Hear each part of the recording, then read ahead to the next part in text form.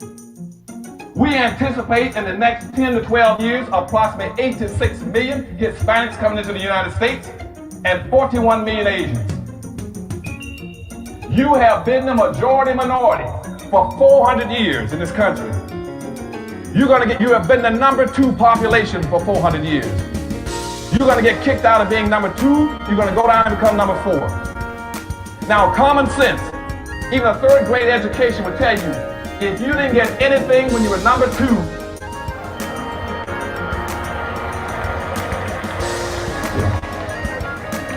you all jumped ahead of me, but anyway, you can guess what you're going to get when you become number 4. President Biden, do you support reparations? Well, I mean, since I haven't spoken on this, got a chance. Number one, the reason we're the country we are is because of immigration. We've been able to cherry pick the best from every single continent. The people who come here have determination, resilience. They are ready to stand up and work like the devil. We have 24 out of every 100 children in our school today is Hispanic. The idea that we are going to walk away and not provide every opportunity for them is not only stupid and immoral, but it's bad for America. They are the future of America. At the very same time that America refused to give the Negro any land, through an act of Congress, our government was giving away millions of acres of land in the West and the Midwest, which meant that it was willing to undergird its white peasants from Europe with an economic floor. But not only did they give the land, they built land-grant colleges with government money to teach them how to farm. And this is what we are faced with. And this is the reality. Now, when we come to Washington, in this campaign, we are coming to get our check. We are owed $104 trillion on the very low end, plus $735 billion recurring. This number does not include the cost of about 50 Black Wall Streets that were decimated, nor compound interest from 2017 when Sean D. Rochester's book, The Black Tax, was published, nor the cost of Black life, nor the cost of living increases, nor the war on drugs, nor the current day pandemic. The number I'm working with is for slavery, Jim Crow, and accrued ongoing systemic racism, oppression, and disadvantage in the country our ancestors built with their lives. Good afternoon on the West Coast. Good afternoon in the mountains. Good afternoon in the central. Good afternoon on the East Coast. You know exactly who it is, family. Angela Nirvana, your hostess with the most, is on the reparationist perspective, bringing you those free and hot topics and making the case for reparations, making the case for weaponizing our vote, socializing our suffering. I see you, DJ. I see you, Sasha Del Reed 360. Shout out to everyone joining the live. Shout out Twitter. Shout out Facebook. Shout out ScrewTube. Thank you so much for joining me live. As I promised, I'm going to try to get over here to you weekly to just give you a purview of As the World of Freedmen Turns. This week, a lot, as usual, is going on. Hi, this fabulous diva. I see you, fam. Yes, I got so much to unpack before I get to the main event. I'm not going to belabor. We are now at like 1:10. I got to you a little later than anticipated. As per usual, I'm going to present the reparationist perspective, and I'm looking forward to seeing what you as my co-host has to say about it. Please do feel free to weigh in. So I'm just going to take it, as it shows up on my screen. Okay. I want to talk to you guys about how I've got a lot to talk about, but this is how it came in first. House Democrats pick Hakeem Jeffries to succeed Nancy Pelosi, the first Black lawmaker to lead a party in Congress. Now, we've got to start getting beyond these identity politics, family. We really have to mature. I thought for certain after I voted for 2 terms of Barack Obama that we would catch on, right? And start to weaponize this vote. But that's not catching on as fast as I had hoped. I have yet to see the election results. We're actually going to have to pay for what happened out here in Los Angeles. We're going to pay for those results because I really want to see if there was any shift. I know I voted red down the ticket. I need to see if there was any shift in the mindsets of the few of us that are here. Okay. We were down from 6 million to around 2 million. And now Hakeem Jeffries taking over where Pelosi left off of intentional neglect of American freedmen. This is all the rage. So let's get into it. And then I'll give you a little data about how him being in office has helped Black Americans in the state that he represents. Well, he actually represents Brooklyn, the cities he represents, Brooklyn and Queens in New York. Okay, let's get into it. So CNN, House Democrats chose caucus chair Hakeem Jeffries of New York to succeed Nancy Pelosi as leader of the Democrats in the chamber next year. A historic move that will make him the first Black person to lead one of the 2 major parties in either chamber of Congress. House Democrats met behind closed doors Wednesday morning on Capitol Hill to make their decision. Jeffries ran unopposed as leader, with Massachusetts Representative Catherine Clark, current Assistant Speaker, running as whip, and California Representative Peter Aguilar, previously vice chair of the caucus, and was expected to win the spot to lead the House Democratic caucus. Now, both of these, all 3 of them went uncontested, unopposed, okay? So now we've got a Black man, we've got a white woman, and we've got Hispanics that are over the party, okay? Republicans have the majority in the next Congress, so Jeffries, Clark, and Aguilar will all lead in a Democratic minority the first in 2 terms. At 52, Jeffries will represent a generational change from the current triumvirate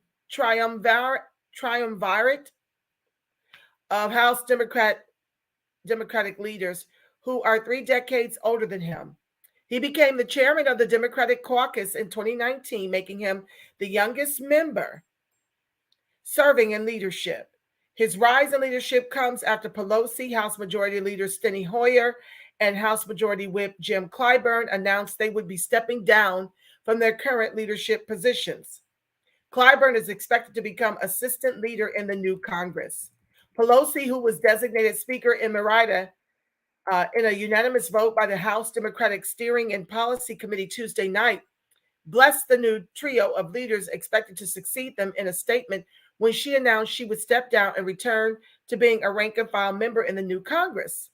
A new day is dawning, and I am confident that these new leaders will capably lead our caucus and the Congress, she said. Pelosi reiterated her support for Jeffries Thursday night, telling reporters at the White House state dinner, where high-profile lawmakers honored French President Emmanuel Macron, that she's feeling great and happy and relieved about her successor. For months, Democratic lawmakers have whispered that Pelosi's potential exit from Congress could pave the way for Jeffries. Jeffries said he hopes to lead an effort that centers our communication strategy around the messaging principle that values unite, issues divide. He also praised the past leadership, but said more must be done to combat inflation, defend our democracy, secure reproductive freedom, welcome new Americans, and promote equal protection under the law and improve public safety throughout this country. So, as you hear, everything is in here that, kind of glosses over. And like I always mention to you guys, how the Democrats are famous for creating the problems and then wanting our vote to be the solution. So what they like to do is put forth a bunch of symbolism. So let's talk about Jeffries' record in New York. Well, not his record in particular, but let's talk about the condition of Blacks in New York. We're being erased and replaced there too, akin to what's happening here in the state of California. So I want to share my screen so we can put these demographics up here while I read from another screen. Welcome to the live. Please be sure to like, share, subscribe, and turn on your notifications. Please don't forget to click the like button because it increases and improves the algorithm so others can find me. Thank you so much. I see you, Yaira. She's just putting in work all over the place. I love it, and love it some more. So let me fly my banner. Also, if you'd like to get involved, please Gmail me at therepperspect@gmail.com. Satra, I'm still trying to find a reputable organization for you. I have not forgotten you. I've got my feelers out, and there may be one on the deck. So stay tuned. I'll get to your response. I promise. And there was another request for some organization out of Massachusetts. I will be in touch about that as well. Listen, there's a lot of grifting going on, and I don't like to put my tribe with just anyone. I want you to be able to be with the people that are actually doing the work. Lots of folks taking credit for the work are not doing the work. They just have the biggest followings on ScrewTube. So I vet the organizations very closely before I hand them over to you to make sure I'm placing you in the hands of workers, not just talkers. Okay. So let me share the screen. Stand by. So you can see how New York has fared with Hakeem Jeffries in charge over there in Brooklyn and Queens. This is going to be an overview of New York because I don't have his specific district, but I want you to see how the same thing that's happening to us out here in California is also happening in New York. Stand by.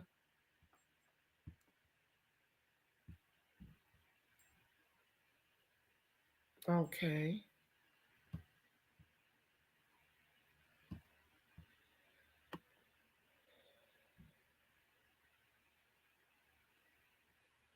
Let me make sure you guys can see this. I'm going to make myself a little bit smaller so you can see what I'm looking at and what I'm reading from. So this is a New York City metro area. That's pasted right there, okay? And what you're looking at is the Black demographic profile, the population by race. We're down to 16%, as the Hispanic population has ballooned to 24%. Whites are 47%, Asians are 11%, and other is 2%. The city statistics, the population of Blacks is 3,171,107 out of a total metro population of 20,192,042. Now, our median income is 48,376. The total metro is 72,205. Now, although we're only 16% of the population, we make up 17% of the families impoverished. Now, when I say we, overstand family, that data disaggregation is just now starting to happen. So what this fails to do is to distinguish between American freedmen and Black immigrants. And I can tell you from having lived there that the majority is, by this point, Black immigrant. Okay. And when you talk about families in poverty, you're dealing with American freedmen. And so they're flattening Blackness. So they're saying that 17% of the 16% Black population is actually in poverty. What I'm interested in knowing is what percent of the 17 is American freedmen. That's what I'm interested in knowing. When you talk median incomes, what percent of these Blacks are American freedmen? This is vitally important, family, so that you can see what I've been showing you clearly here in California, that if you're Black and immigrant, you're faring far better in terms of your wealth position than American freedmen. I've shown you out here how flat Blackness pretty much hides what's happening to us economically in the wake of mass immigration. Back to the text. So the total metro families in poverty is 11%. Okay, let me come over here and scroll so you can see this information I'm looking at. because the whole thing won't fit in the frame. Percent of employed. Well, this is pretty good. I mean, at least the Black employment is 63%, comparable to the rest of the total metro. So at least by and large, that's on par. Now let's look at the Black household makeup. Married couples are 27%. Single female-led families, 30%. You see? Single male-led families, 7%. Living alone, 33%. This is Black, and 4% other. Okay. So single female-led families are almost are slightly higher than the married couples.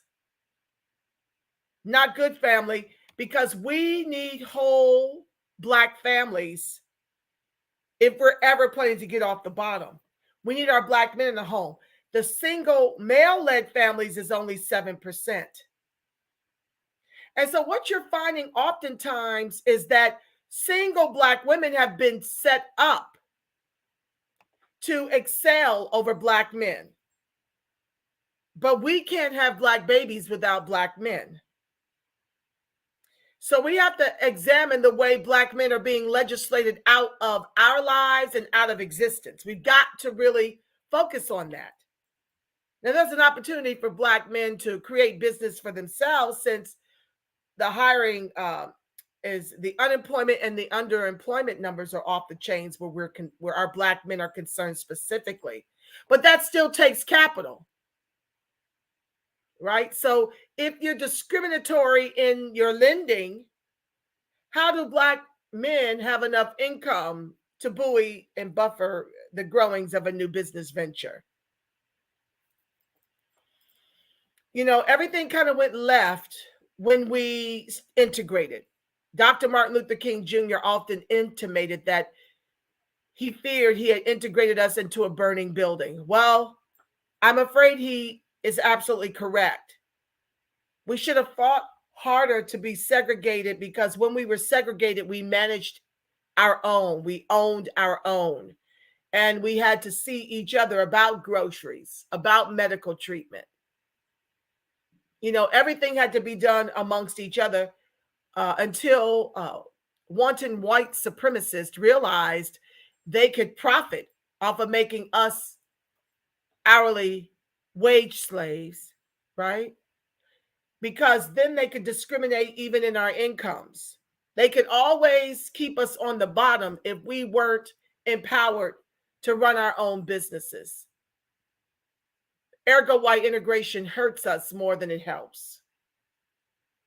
The other immigrant groups are by and large married. They understand the value of family.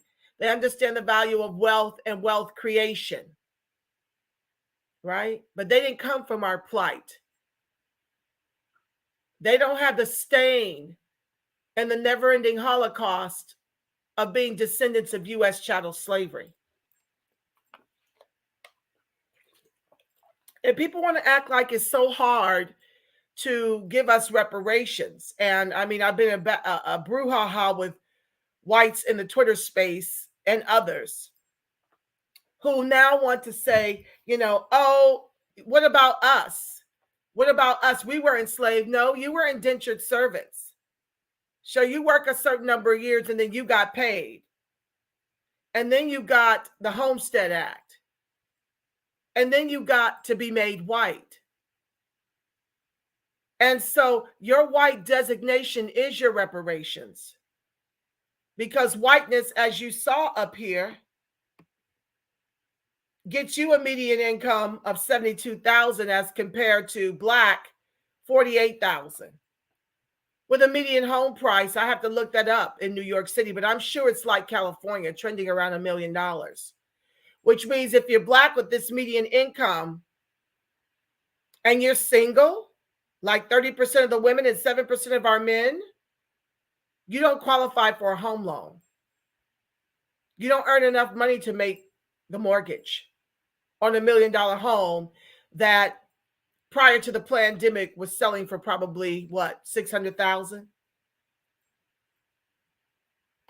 So these are the ways that your whiteness benefits you. I was sharing that.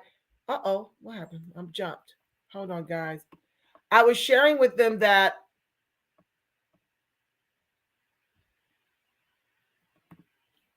they're trying to act as if it's so difficult to find us, to identify who we are. And that's, what the main event is about. The main topic for today is dealing with what's happening here in California reparations. This is what's got everybody's panties in a bunch. The comments are horrific in the New York Times.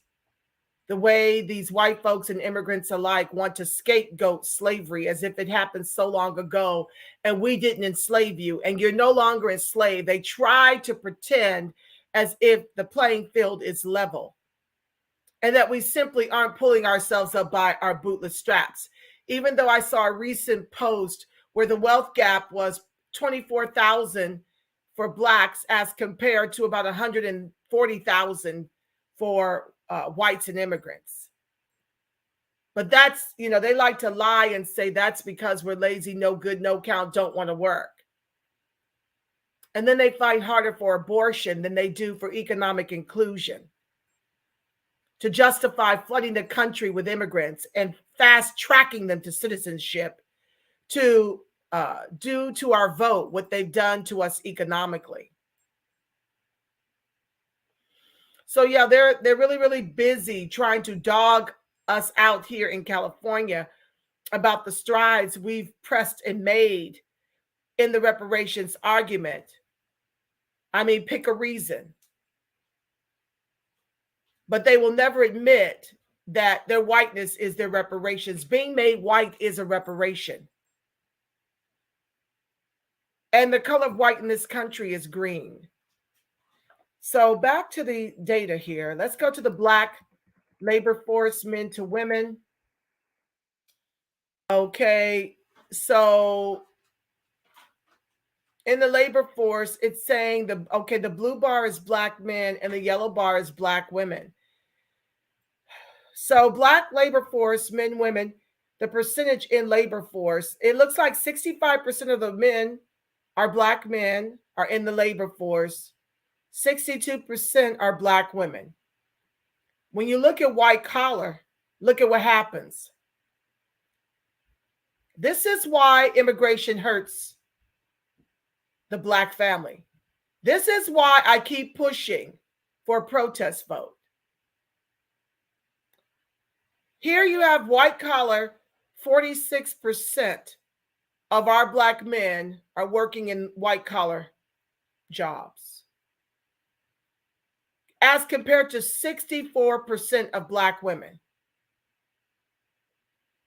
And this is why you've got 30% of Black women single, family-led households.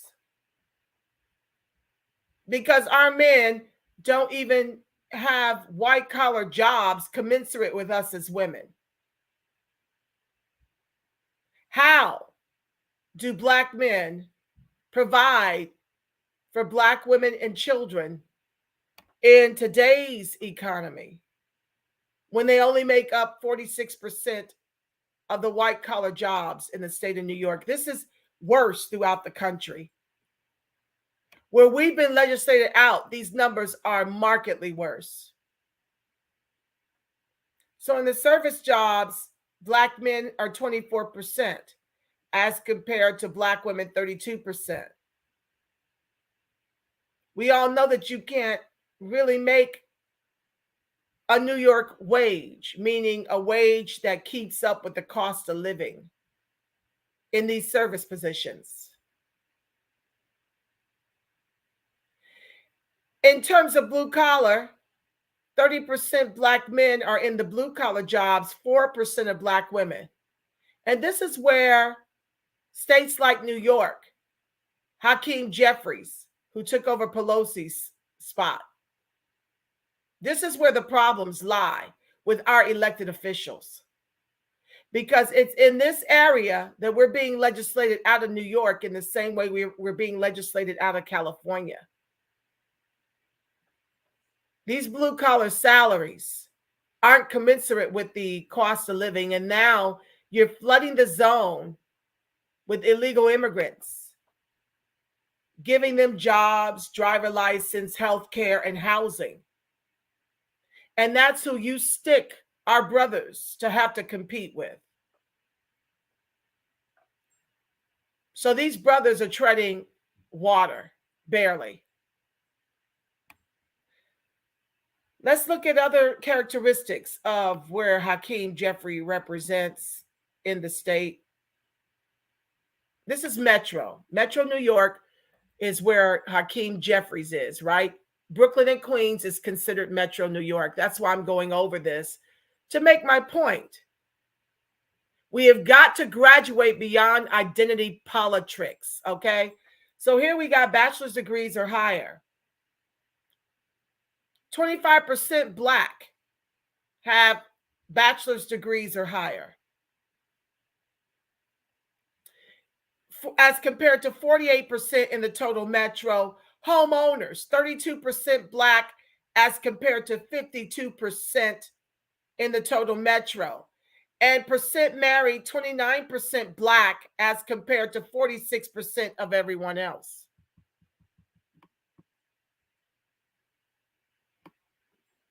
So I just wanted to this is just me jumping around, sharing what's happening. Let's look at Brooklyn.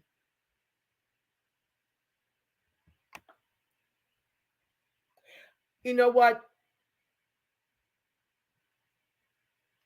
I'm not really going to dig into these things right here too much, because I've got so many articles to cover.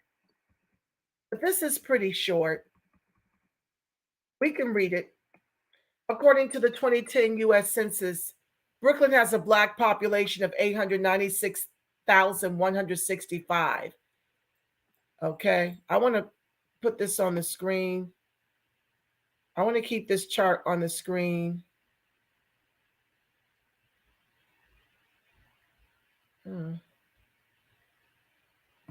While I make myself a little bigger and read these couple of last paragraphs dealing with this specifically. And as usual, co-host, I'll be over to check in on you after I get through my topics. It's a lot, family. Okay, let me go back to the article and read to you guys.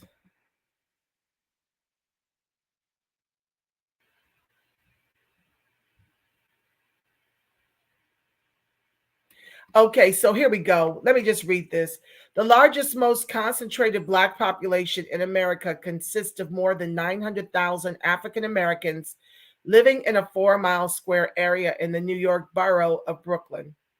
Harlem, located at the north end of Manhattan, is still the most dense people per square mile Black community in the nation. New York enjoys a more diverse Black population than most cities. 935,512 of the area's residents were born outside of the U.S., and 413,669 of them are still not American citizens. The majority, 84.4% of foreign-born Black residents, are from the Caribbean. 13% are immigrants from Africa, and 1.6% are from Europe. So, as I mentioned earlier, they don't unflatten Blackness, but what they're telling us here is clearly that the largest, most concentrated Black population in America consists of more than 900,000 African Americans living in a 4-square-mile area in the New York borough. So let's go back up to this number here. They've got 3,171,107 Blacks, right? That's the total Black population in New York Metro. And of that, let's take that number, put it into our trusty calculator. This is how we have to get to how many descendants of U.S. chattel slavery there may be. So 3,171,107 minus, let's go back to that paragraph. This is what you have to do to get to the truth, family. Okay. Harlem located, okay. Okay, so it says New York enjoys a more diverse Black population than most cities. 935,512 of the area residents were born outside of the U.S. So let's take that from the 3,171,107 minus 935,512. That would be 2,235,595 are U.S. born. And of that 935,512, 413,669 of them are still not American citizens. The majority being from the Caribbean, 13% from Africa, and 1.6% are from Europe. So in effect, family, U.S. born Blacks, by and large, what I intimated is what's happening to us specifically in light of it being a sanctuary state now, where you've got Eric Adams, who is the mayor, doing more for illegals than he's doing for our homeless. You've got Hakeem Jeffries, who is now, what's his official title here?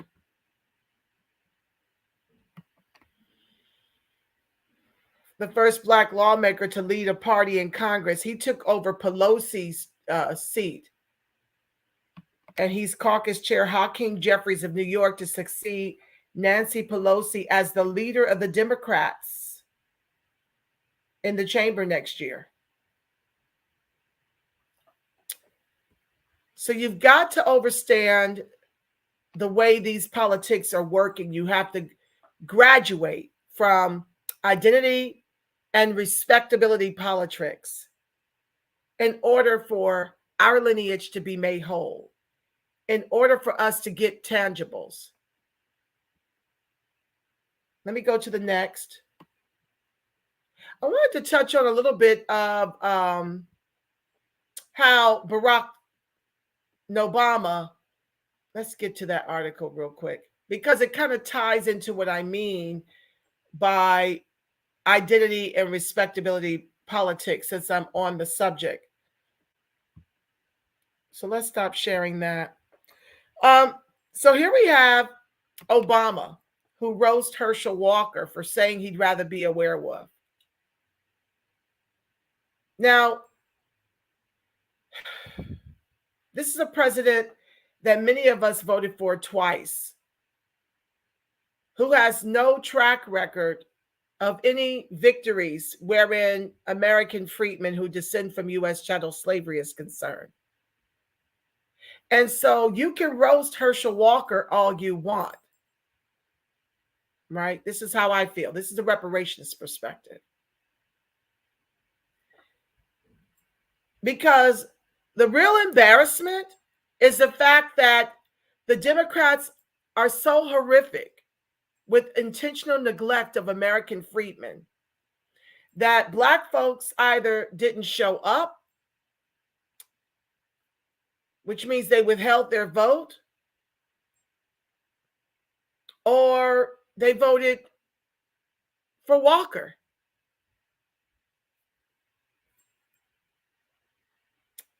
He's roasting Herschel Walker while totally ignoring the fact that you got a whole pastor who fights harder for abortion and LGBTQ rights than he does reparations and economic inclusion of American freedmen. His intent is to do to the state of Georgia what's been done in New York, what's been done to us here in California. And so for me, the bigger embarrassment, Barack Obama, is the fact that you're in a runoff with a man who can't even speak whole sentences, whose mama said that white soldiers who fought in the Civil War should be owed reparations, who now 5 women have come out to make claims of abuse and all this, that, and the third. I'm wondering, if he was this horrific of an animal, why did you stay with him for 5 years? I got questions, okay? Like, how does any of this work? So all these people coming out about him having abortion, about these women who felt that they were abused, how he pulled out guns on them.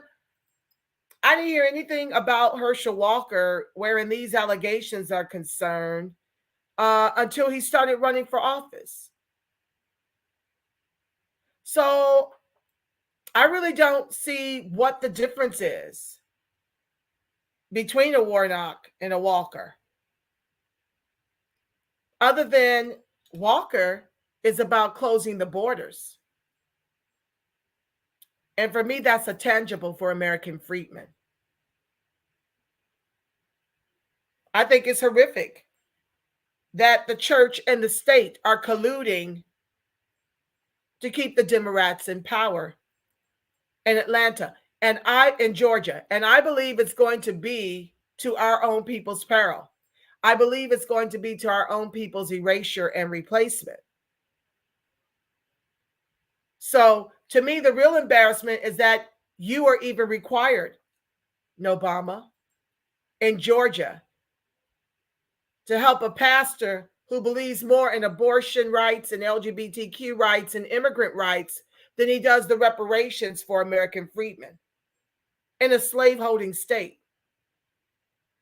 That's the embarrassment. You need to be roasted for that, as far as I'm concerned. So this is the same thing they did to Trump, right? This is the same exact thing. Drag him in the media, attack his personal character. Well, you only go to these measures when you feel an imminent threat to your race. You start to name call and throw rocks and bricks. And I don't care what you say about Trump. When he was in charge, our unemployment numbers for us here in the state of California was 5%. 15% or higher now with Joe Crow at the helm, flooding the country with illegal immigration. So see, we've got to grow up. We've got to mature beyond identity and respectability politics because it's killing us. That we would rather show to the polls to vote against closed borders because Walker doesn't speak the King's English and he's abusive to women who stayed in these relationships, who had children with him. But now he's public enemy number 1. And these are the tactics that the Democrats have to reduce themselves to because of their intentional neglect of American freedmen. So I did want to speak on that. Spoke on that. Next, I want to talk about how San Francisco is going to be allowing police to deploy robots that kill. Let me breathe. I want to put this on here. I want to share this. I want this memorialized in my, hi, Bootney. Hi, Carolyn. Okay. Just know this, family, and I'll be over to read your comments. I think, oh my God, I only got 10 more minutes before I get, no, I started at 1:10. I got about 20 more minutes to get through some of my other current events that I like to weaponize to make the case for reparations and weaponizing our vote to socialize our suffering. Okay. So let me share this because I want to, and I'll be over. Please, co-host, keep going because I love reading and flashing your comments. It's one of the best parts of the last 45 minutes, 30 to 45 minutes of the broadcast is when you guys with your brilliant minds weigh in. It makes the broadcast so much more well-rounded to hear from American freedmen and allies alike. Thank you for joining the live. Please be sure to like, share, subscribe, turn on your notifications. Welcome to the live. Okay, so thank you, family. Oh, thank you, Satra. Yeah, like, share, subscribe. Okay, so let's go to the next.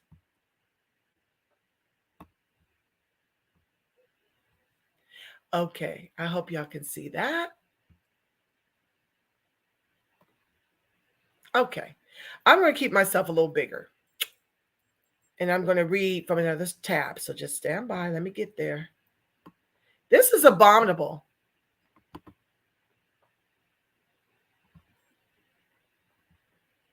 Let's see here. I'm going to take that out and paste this.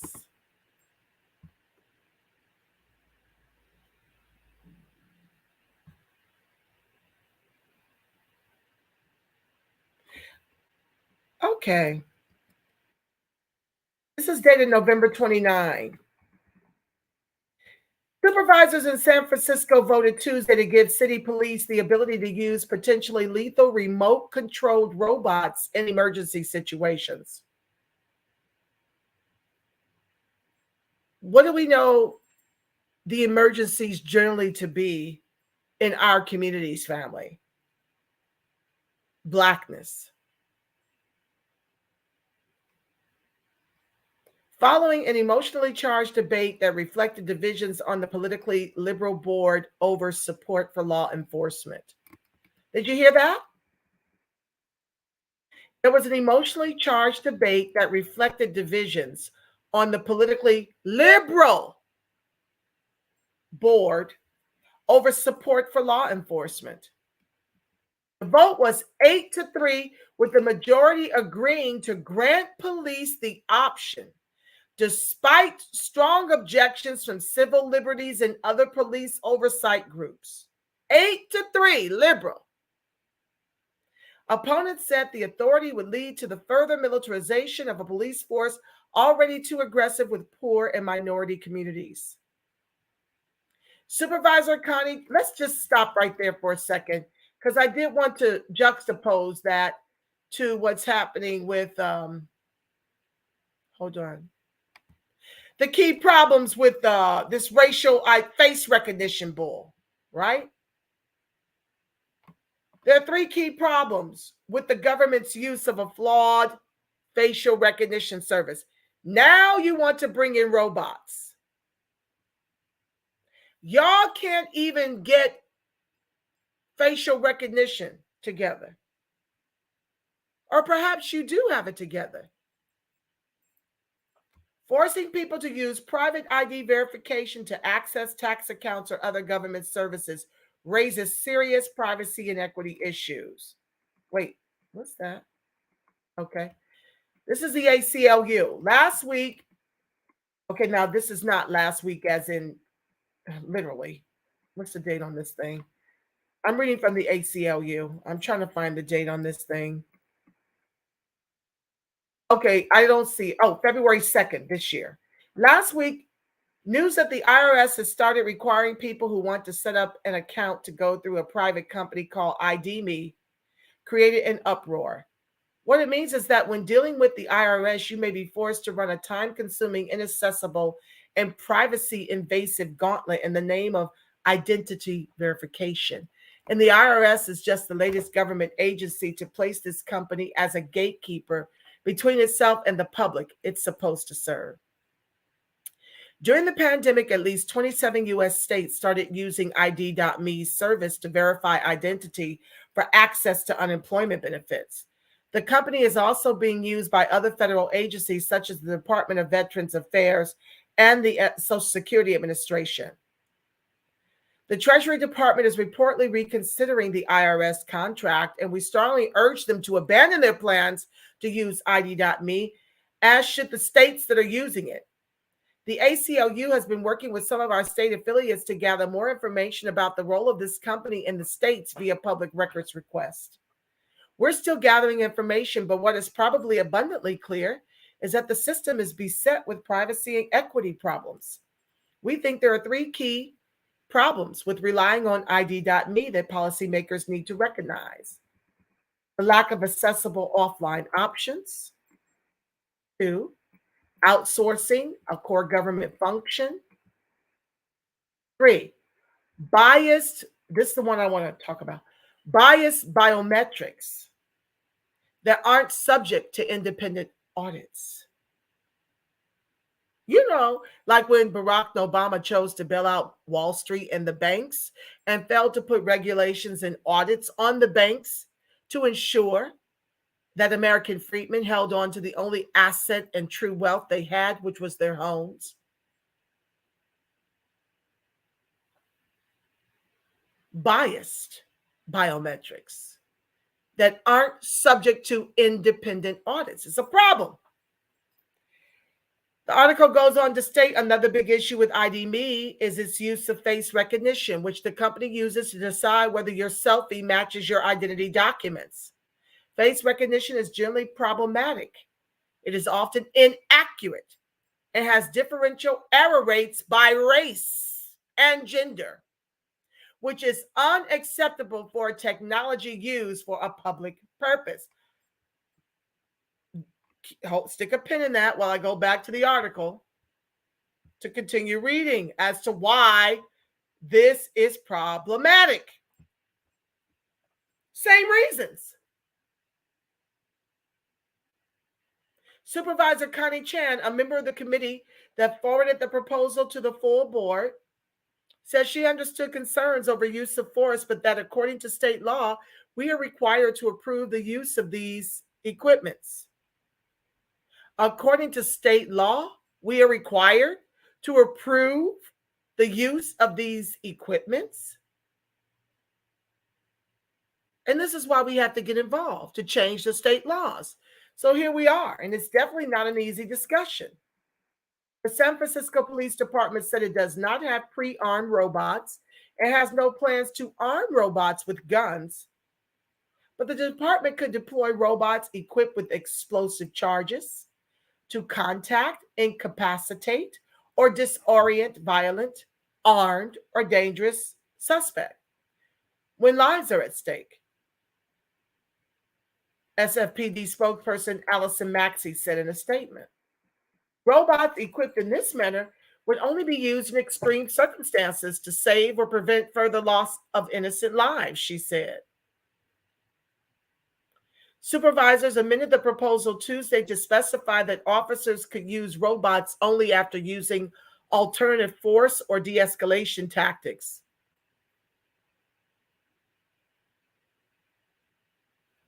Or concluding they would not be able to subdue the suspect through these alternative means.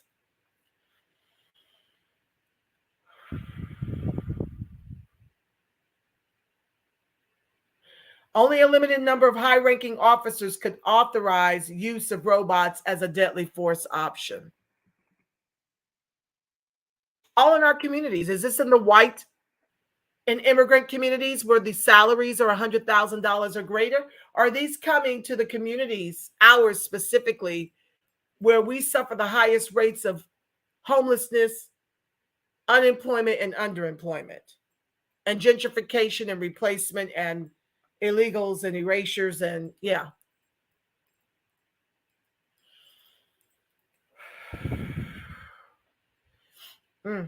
San Francisco police currently have a dozen functioning ground robots used to access bombs or provide eyes in low visibility situations, the department says.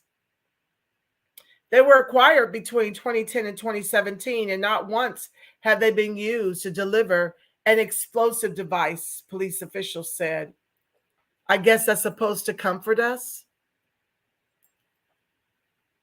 But explicit authorization was required after a new California law went into effect this year, requiring police and sheriff departments to inventory military-grade equipment and seek approval for their use.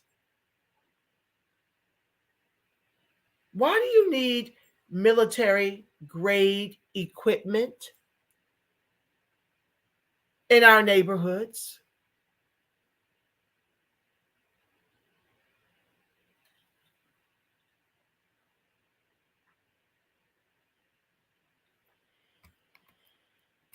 I told y'all we're being set up to be erased and replaced.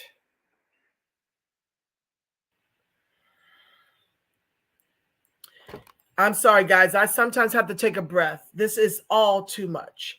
The state law was authored last year by San Francisco City Attorney David Chu while he was an assembly member. It is aimed at giving the public a forum and voice in the acquisition and use of military-grade weapons that have a negative effect on communities, according to the legislation.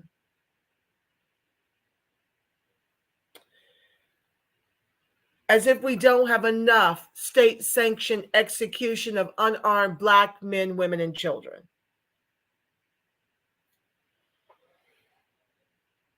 This is what happens when you vote blue, no matter who, or you withhold your vote. It's to our peril. When you don't engage politically, when you're not active, boots on the ground. Speaking of which, another commercial. If you'd like to get involved in a real serious way, Gmail me at therepperspect@gmail.com.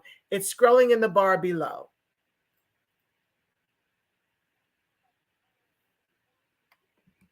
That's why I can only come to you weekly, because I'm working to build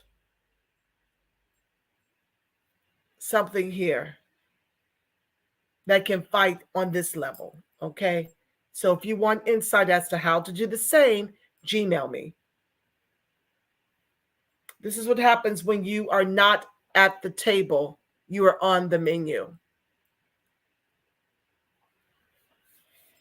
When you don't weaponize your vote and choose instead to withhold the vote or continue to vote blue no matter damn who, this is what happens. A federal program has long dispensed grenade launchers, camouflage uniforms, bayonets, armored vehicles, and other surplus military equipment to help local law enforcement. San Francisco police said late Tuesday that no robots were obtained from military surplus, but some were purchased with federal grant money.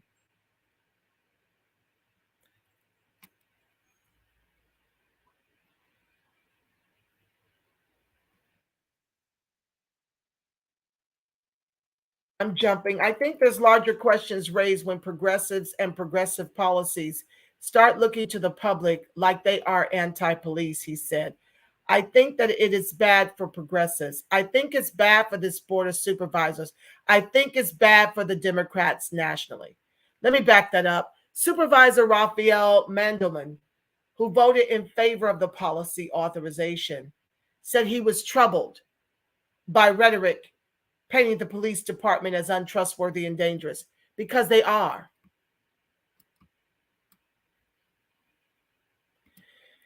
Board President Shaman Walton, who voted against the proposal, pushed back, saying it made him not anti-police, but pro-people of color. Quote, we continuously are being asked to do things in the name of increasing weaponry and opportunities for negative interaction between the police department and people of color, he said. This is just one of those things. The San Francisco Public Defender's Office sent a letter Monday to the board saying that granting the police the ability to kill community members remotely goes against the city's progressive values. The office wanted the board to reinstate language barring police from using robots against any person in an act of force. On the other side of the San Francisco Bay, the Oakland Police Department has dropped a similar proposal after public backlash. This is why you got to get involved.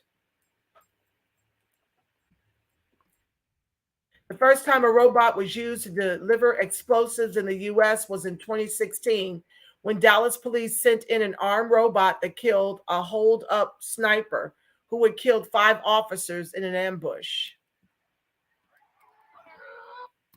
So he didn't get a chance to even be tried.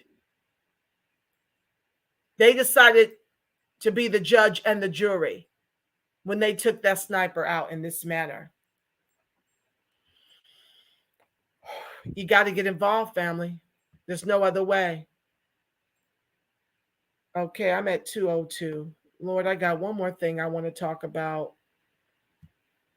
Guys, I'm going to try to keep it as brief as I can, okay? Mom of slaying tourist Shanquella Robinson blasts the FBI for lack of progress. So, family, this is a Shanquella Robinson case. I promised that I would keep it alive in my space as a part of the new Black media. There's so much misinformation and things swirling. I had come out on like a breaking news segment. I want to say earlier this week, I can't recall. Honey, the days blend one into the other, as busy as I've been. But I shared that there had been an arrest made of Dejanay from a reliable source. That wasn't true. Let me put this here. A warrant for the arrest, and they never named the person. To this date, I don't think they've named the person. Hi, Babe Rax. Hold on, guys. Let me share this headline while I go into this next one. Yes, thank you, Bootney. Mackay Xavier Johnson, rest in power. Yeah, that was a gentleman they took out by explosives. How these police are able, when it's us, white folks, the deputized, can just turn up to the grocery store and execute us. No bomb set off on him. No robot comes for him. Dylan Roof killing the church members, executing them. But this brother never got his day in court because the police have been emboldened to show up as judge and jury when it's us. Okay, guys, let me not belabor it. I'll be back. I'll be right back, guys, to read your comments.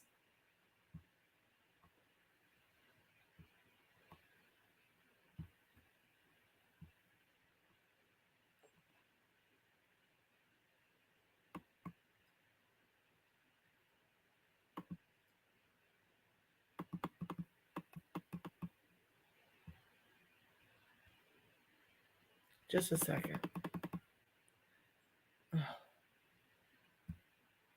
Okay, I clearly can't get rid of that. All right. Oh, Lord. So this is the New York Post. Let me share it in another screen.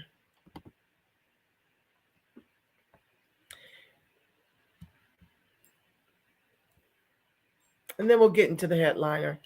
And it'll be brief because you guys have already heard me go in about this already. But I need the newcomers and people that are new to the channel to understand what's happening out here with our reparations. So anyway, like I was saying, so I was quick to get the news out, but it wasn't what it appeared. So this is dated. This is the New York Post. The most recent information I could find. It's dated December 2nd, which was 2 days ago. So you've got the mom of U.S. tourist who mysteriously died at a Mexican resort complained that the FBI is not telling her anything about the case, as the family anxiously awaits justice to be served. Quote, I'm just trying to wait for somebody to be arrested.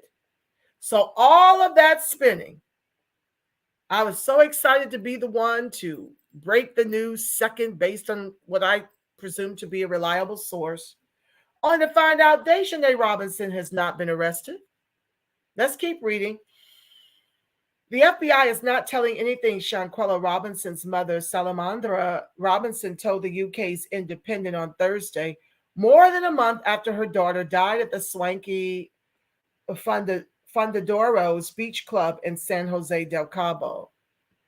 Mexican prosecutors issued an arrest warrant last week for a suspect in the 25-year-old's death, which was determined to be from a direct attack. But the suspect's name has not been released, and it's unclear whether any arrests have been made.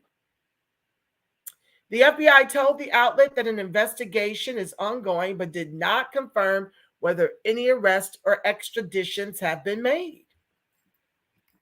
Robinson's death on October 29 was originally thought to be alcohol poisoning.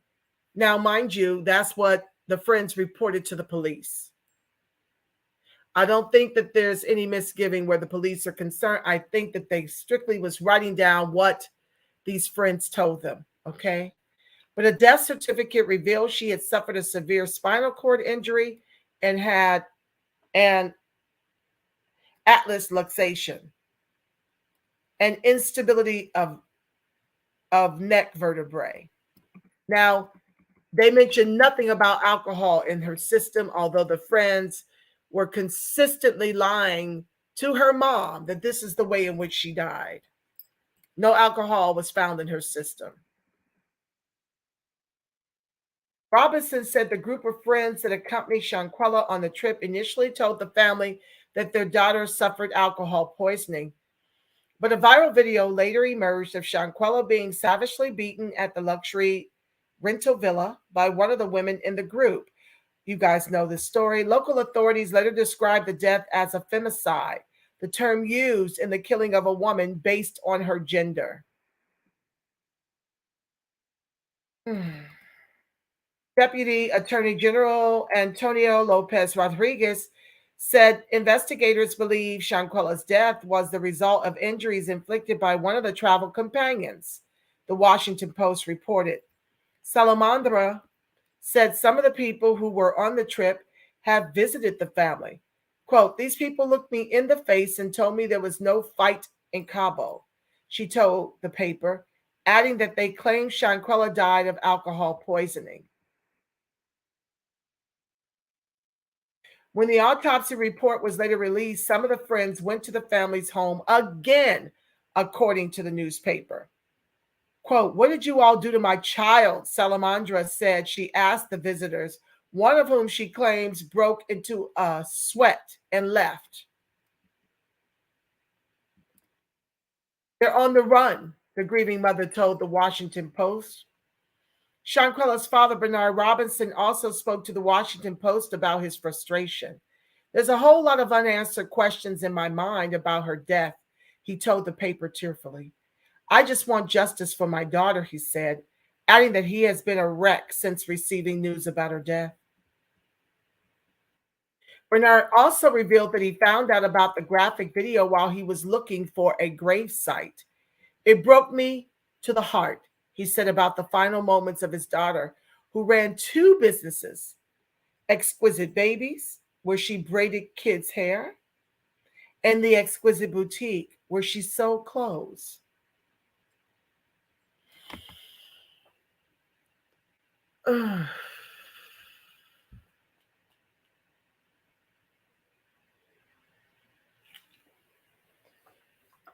Just a second, family. Let me get it together for a second here.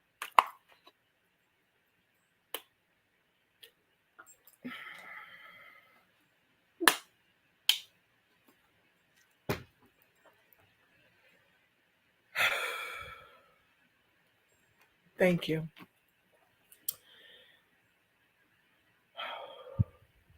The FBI told the Washington Post that it has been involved in the probe since the beginning.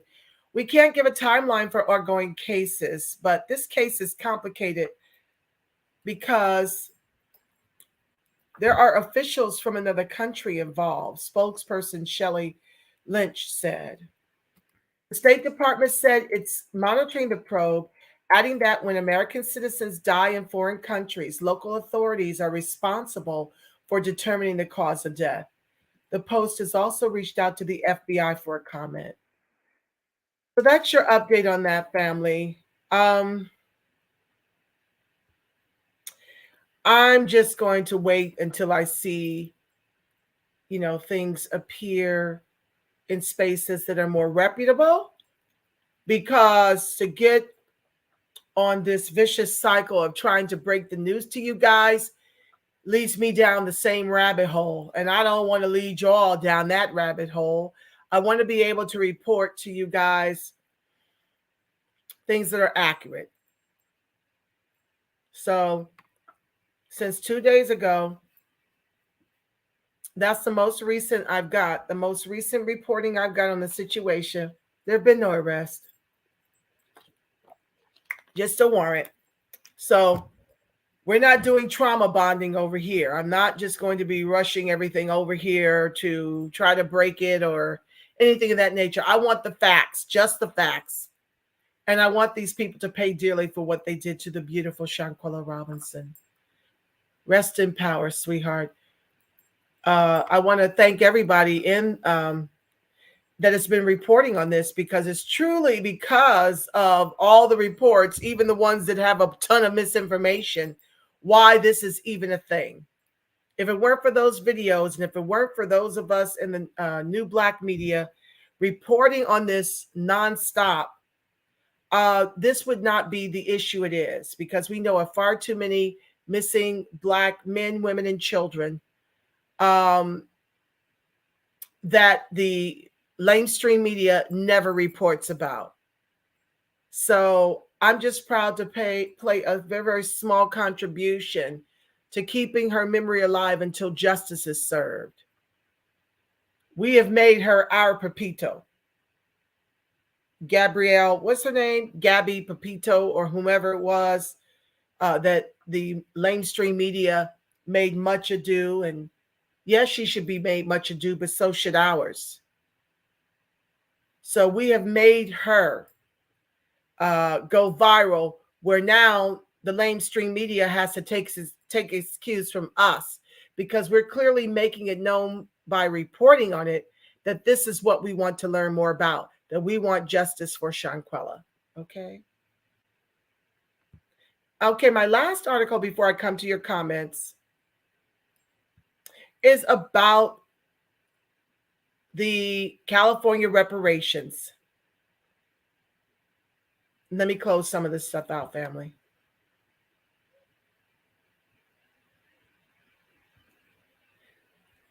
Let's share this, and then I'll read it from a second screen. Yes, it is tragic, Yaira. I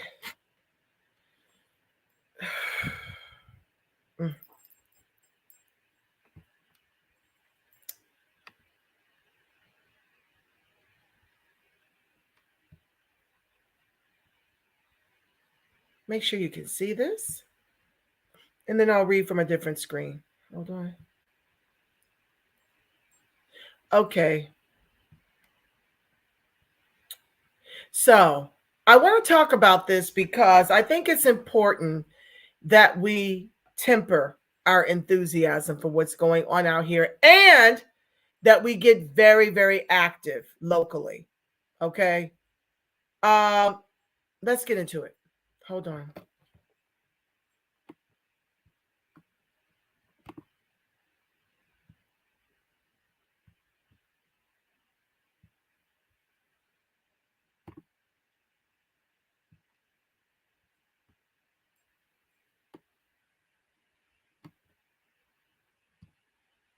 Okay.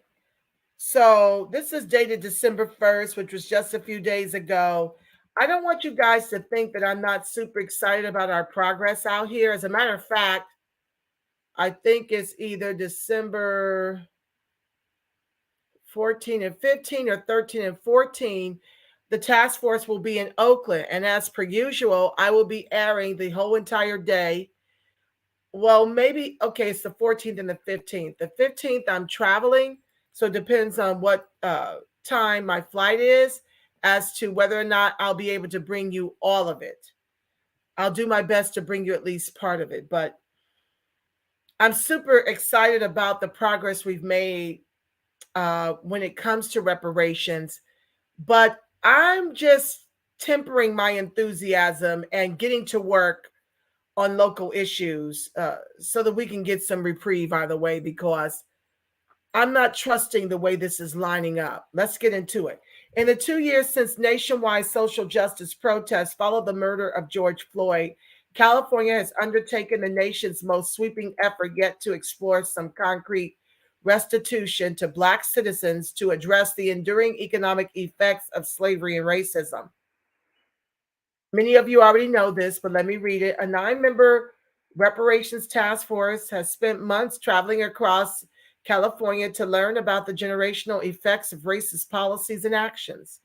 The group, formed by legislation signed by Governor Gavin Newsom in 2020, is scheduled to release a report to lawmakers in Sacramento next year outlining recommendations for state-level reparations. Now, me speaking. This is a sanctuary state.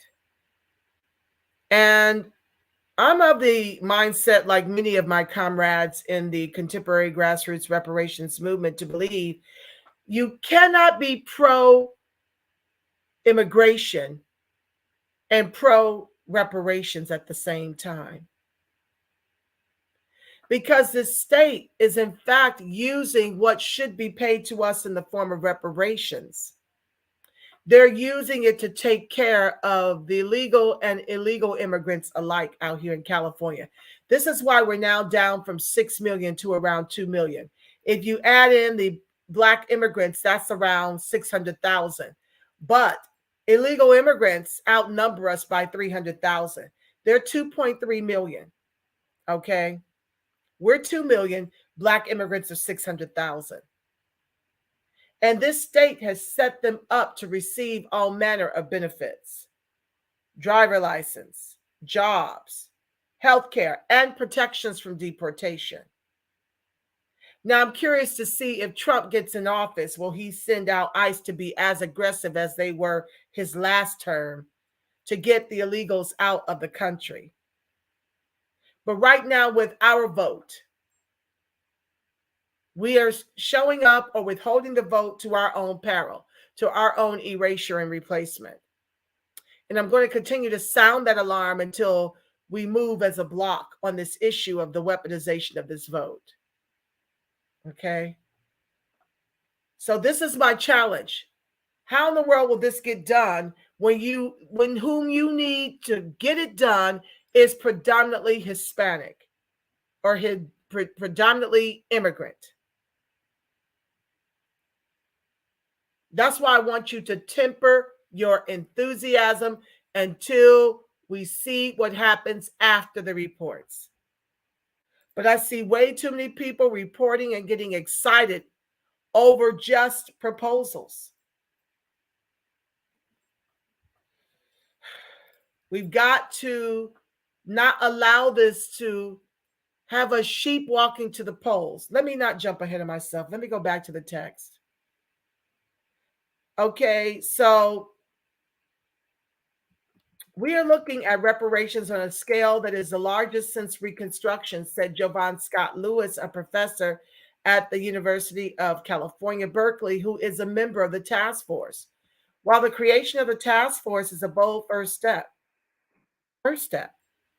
much remains unclear about whether lawmakers will ultimately throw their political weight behind reparations proposals that will require vast financial resources from the state. That is why we must put forward a robust plan with plenty of options, Dr. Lewis said.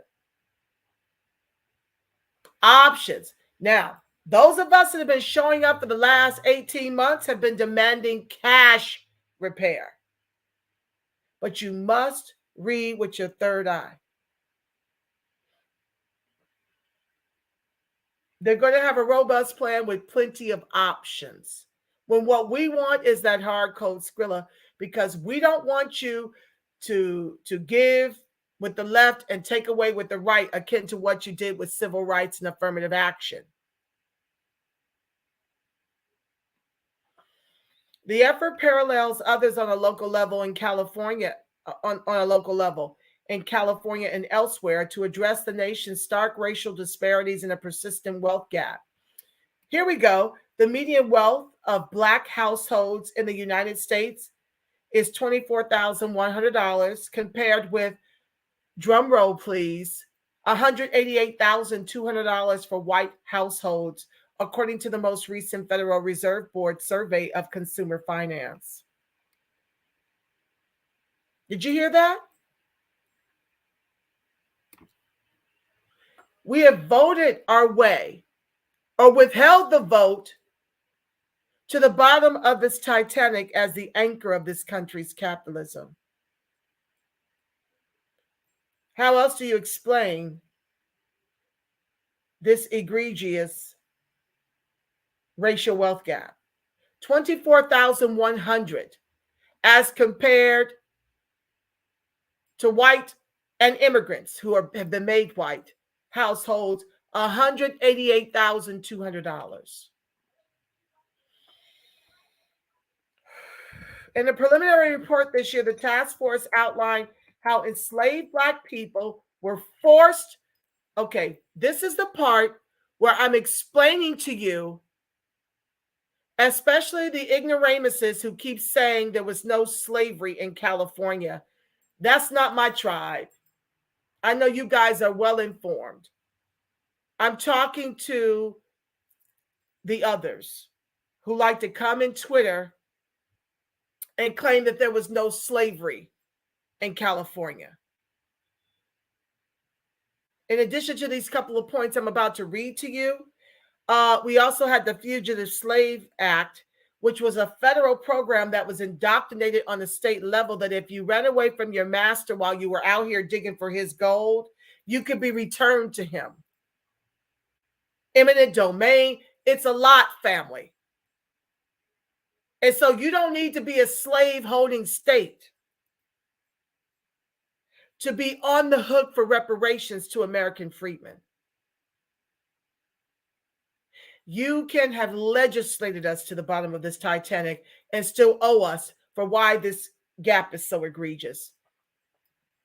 So in a preliminary report, back to the text, in a preliminary report this year, the task force outlined how enslaved Black people were forced to California during the gold rush era and how in the 50s and 60s, 1950s and 1960s, racially restrictive covenants and redlining segregated Black Californians in many of the state's largest cities.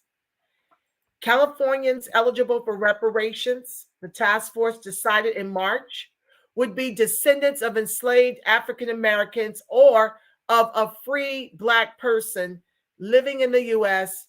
prior to the end of the 19th century. And now you've got Pan-Africanist orgs who are creating freedmen sites to be able to do with California reparations, since they were defeated on race-based reparations out here.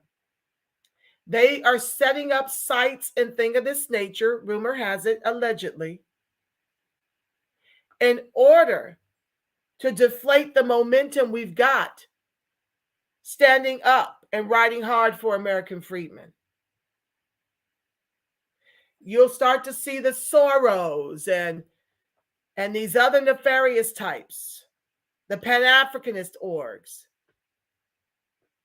getting themselves in a position to have American freedmen donate to their organizations in the name of freedmen. Which you all know, me and my comrades made a thing because it's constitutional. It doesn't matter how many other ways you identify. The way that gets you paid is to be an American freedman. All the rest of that, it's not constitutional.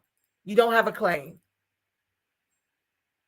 So them knowing this, them seeing our victories out here is the reason why they're working feverishly to co-opt the whole thing, since they did not prevail. Back to the text.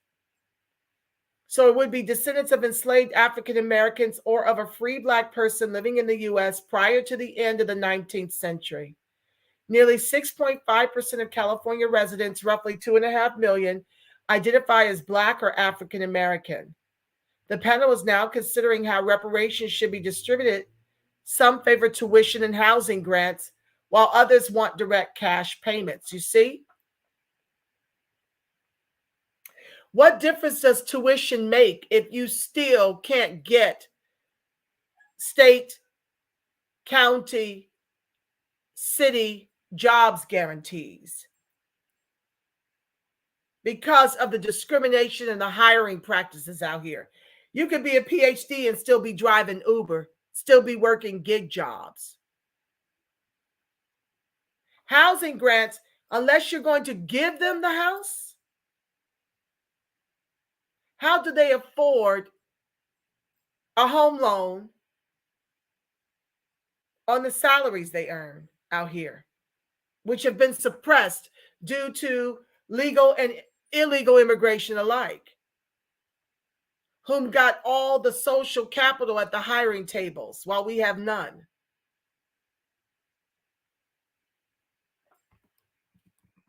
This is why I want you to curb and temper your enthusiasm, family. We are screaming for direct cash payments. I can pay my own tuition for my child if I need to. Let me decide how to spend my reparations. I don't need you determining that for me. And no one else does either, oh, by the way. What business is it of anyone's how someone else chooses to spend their reparations?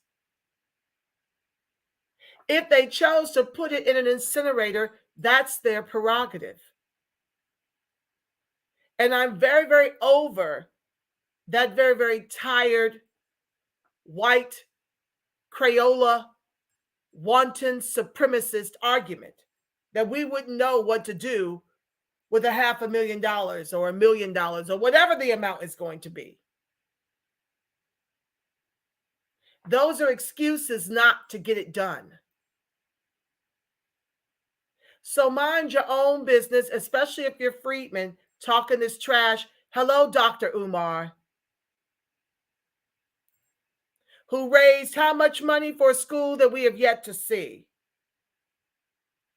But you got all this lip service in the new Black media spaces talking against American freedmen receiving reparations because of the way they will mishandle or misuse or abuse it because of lack of financial literacy. You need to have several seats and drink a tall glass of STFU.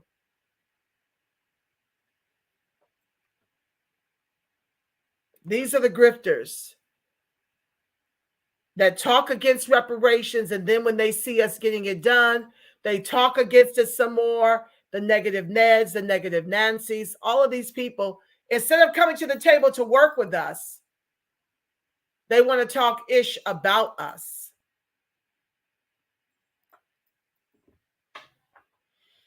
The task force has identified 5 areas: housing discrimination, mass incarceration, unjust property seizures, devaluation of Black businesses and healthcare, in discussion for compensation. For example, from 1933 to 1977, when it comes to housing discrimination, the task force estimates compensation of around $569 billion with $223,200 per person. Final figures will be released in the report next year. It would then be up to the legislature to act upon the recommendations and determine how to fund them. So let me take a breath there and weigh in. The proposals is just the first part of it, family. And folks don't want for us to go through the process of determining what the value is. But you can't name a reparations, you can't name a group out here who's received reparations that didn't have to go through a task force or to study to determine how much money they would be awarded. This is a huge victory, led predominantly by CJEC out here. I did work with them. Very, very proud. There are other orgs that overlap with CJAC. And then we have the help of the National Contemporary Grassroots Reparations Movement. We got a lot of help. So do know this is the first step, family. And this is why you must get involved locally. Because Gavin Newsom is intending to run for president.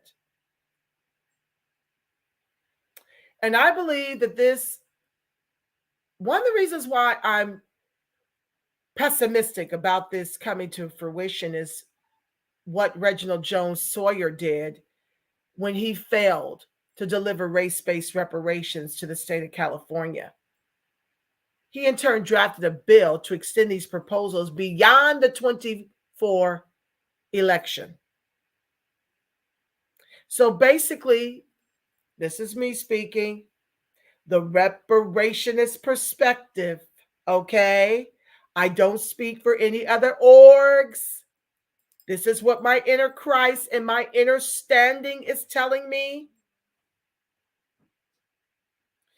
When that happened, my third eye said, oh, so this can be politicized all the way to the polls to elect Newsom. Now, he hasn't announced he's running, but let's look at the poll, the poor performance poll numbers for Joe Crow that are in the toilet. You won't even hear Congress speaking on him whenever they're posed questions. Warnock was asked about Joe Crow at the debate with Walker. He failed to make any comments. You rarely ever see anyone making comments about Joe Crow. So yes, I know Joe Crow may be keeping hope alive that he'll have a second term, but that's not flying. Another rumor they're flying out there is Kabami and Michelle Obama.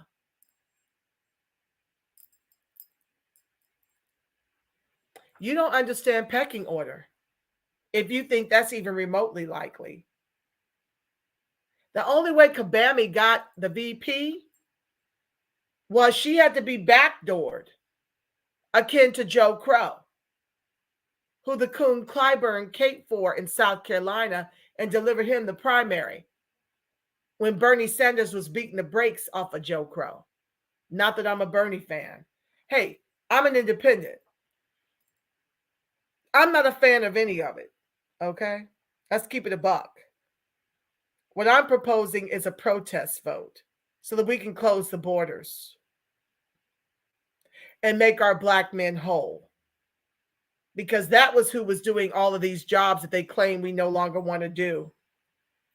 When they claim that there are shortages of workers, but cape harder for us to continue to abort our babies instead of economic inclusion.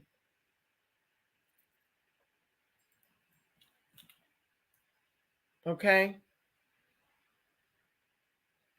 So, Kabami, back to that point. Sorry, I checked out. I lost my train of thought.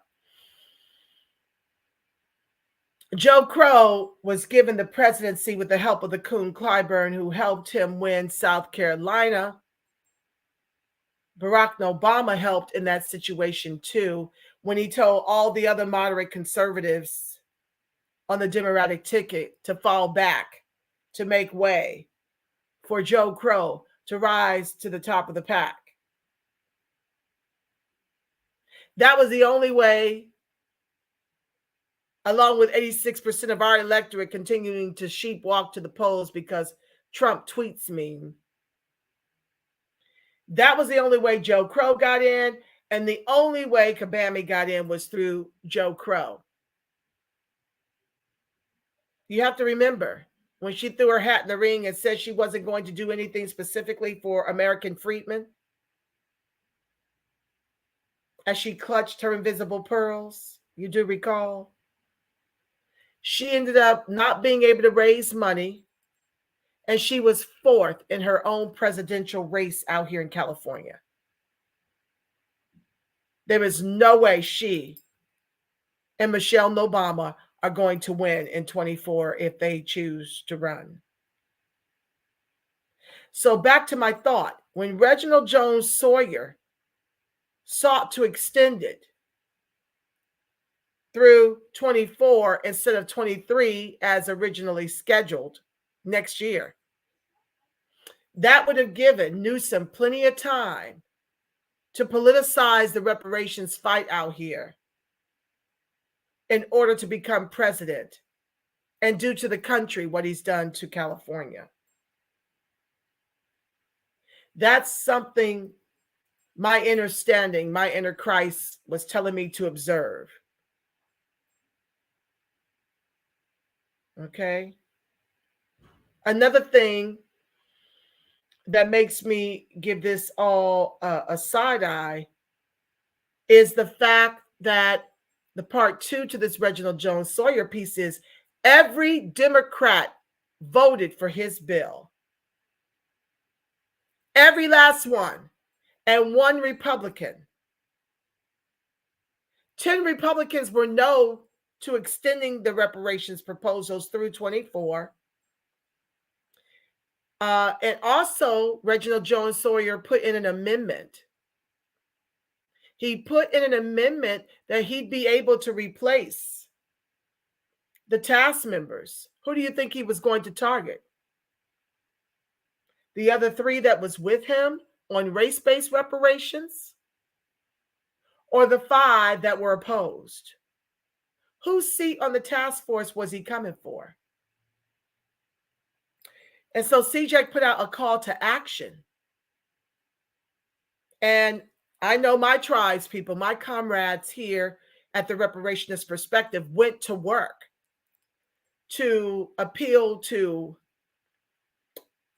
Gavin Newsom to veto it. So if it weren't for that call to action going viral,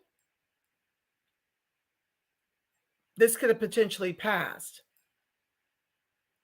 Another thing that gives me cause for pause is the 11th hour in which this was signed with the help of Ice Cube and Maxine Waters.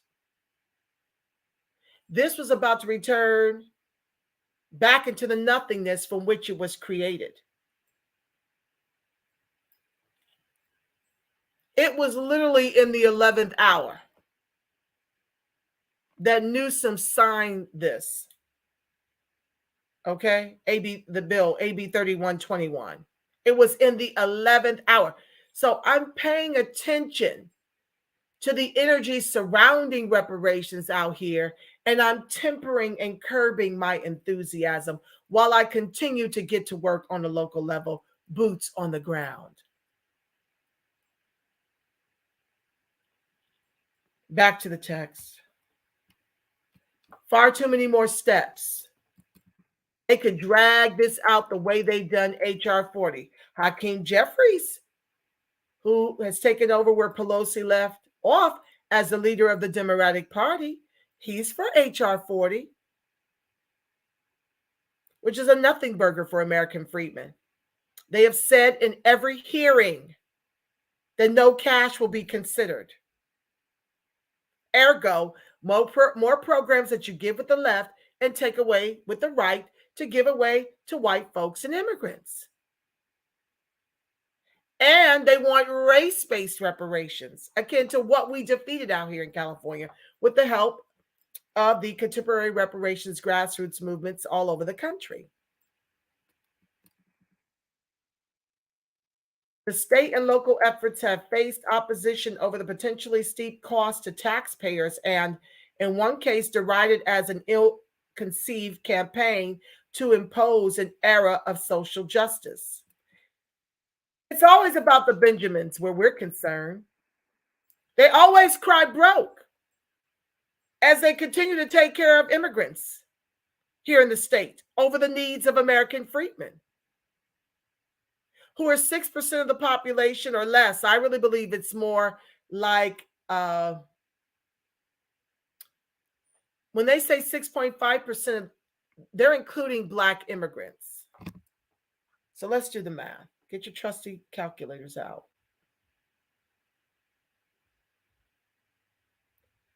Clear. 26 million. Wait. I don't know if my brain knows how to do that math. I have to set the problem up.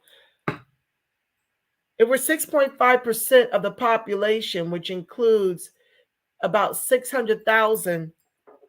Let's do this. Hold on. 2600000. Here. 600,000 divided by 2.6 million. So of that 6.5%, of the 2.6 million, 23% are Black immigrants.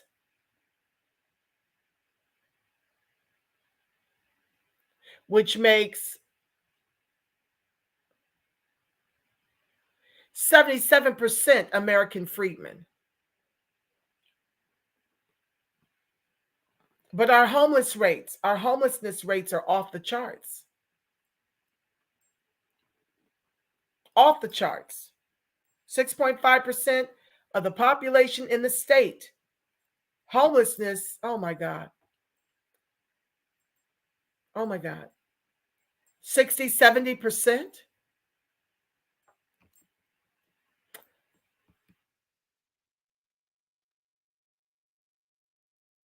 While even broad-scale reparations would be unlikely to eliminate the racial wealth gap, they could narrow it significantly, and proponents hope California's efforts will influence other states and federal legislators to follow suit. So I'm not going to read the whole entire thing. You can actually go to the New York Times, because I'm at 2:43. And I got to see how you guys are weighing in. You can finish reading that article. I just wanted to express to you that reparations is not just being politicized federally, it's also being politicized at the state level. A lot of these reparations programs are not that.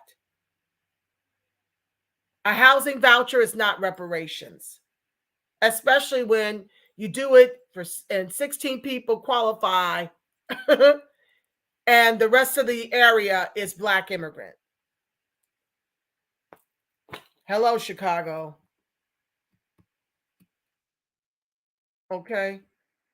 So I just wanted to make that point, that I want you to temper your enthusiasm and not get carried away, because it clearly is going to take far more than what meets the eye. We're just getting started, and we're practically 2 years in. Wait, 18 months maybe? I've lost track. Look at the archives. They're all there. I tape and I make public comments at practically every last one of these hearings, and I'll be doing so again. Let's get to the public comments. My co-host. Please be sure to like, share, subscribe, turn on your notifications. Welcome to the live. Okay, I'm just going to read the pertinent comments, and then I'm going to pray us out. Okay, Sasha says, tell Georgia voters to protest vote against Warnock. Where's my glasses? This font over here is super small. Hold on, guys. Make sure I clean it so I can see. Okay.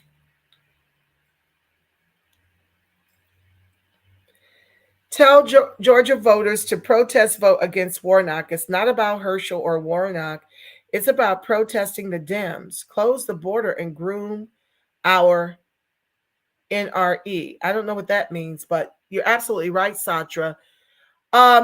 It's about closing the borders and bringing the Democrats to their knees for several election cycles. That's really what it's about. As I often said in making analogies, continuing to vote blue no matter who is like giving a young child dessert before you require them to eat their broccoli. The only way they eat the broccoli is if dessert comes after. Ergo, the only way you get tangibles and reparations is to bring the Democratic Party to their knees with a protest vote. It's never going to happen if you continue to show to the polls not requiring anything of them other than to keep the boogeyman Trump at bay or the illiterate Walker at bay. Always remember, this protest voter strategy is not a party thing. It is a freedman flourishing thing. Okay, family? Hi, this fabulous diva. They selected him to try to get black men votes. It's always a sham. You must be talking about Warnock. It's ridiculous. And like I said, black folks are doing two things that I believe to be extremely perilous. They're either not showing to the votes, they're not showing to the polls to vote, or so they're withholding the vote, or they're continuing down this destructive path of voting blue no matter who to our own peril. They're about to make us a permanent bottom caste if they don't start weaponizing this vote and invoking a freedman protest voter strategy akin to what I've outlined. Closed border citizenship first candidates. Period. Groom our new Georgia senator for 2028. That does need to happen, Satra Delry 360. We need, there is free training if you choose to run for political office. Reach out to CAP Task Force. Info at captaskforce.org. Because it's imperative that you know what you're doing when you run for office. You want to be effective. Let them groom you free of charge. Hold on one second, guys. Someone's at the door. Yes, just a second, coming.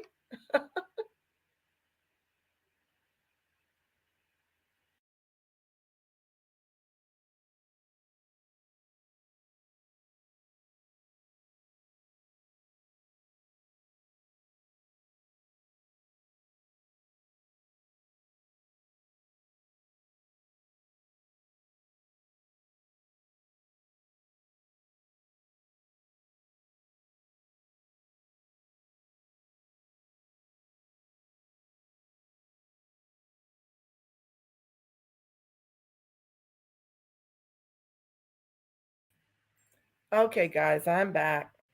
Thank you for your patience. I should have muted you when I froze the camera. Freedman life. Okay. So yes, we do need to groom candidates, but you definitely need to be groomed. And I would highly recommend reaching out to the Freedman Party or CAP to find out about the free training on how to get you ready to run for office, because we need scores of reparationist candidates to take over the Congress. We really, really do. And that can be done. And we must get it done. Hi, Revel Rhines. Yes, the revolution is past due. Caitlin says, I live in New York City and freedmen seem to be about 2% of the black population. I rarely see any freedmen. Yeah, I lived in New York and I could say the same is true. I mean, I saw far more freedmen 20 years ago there than I'm sure you're seeing now.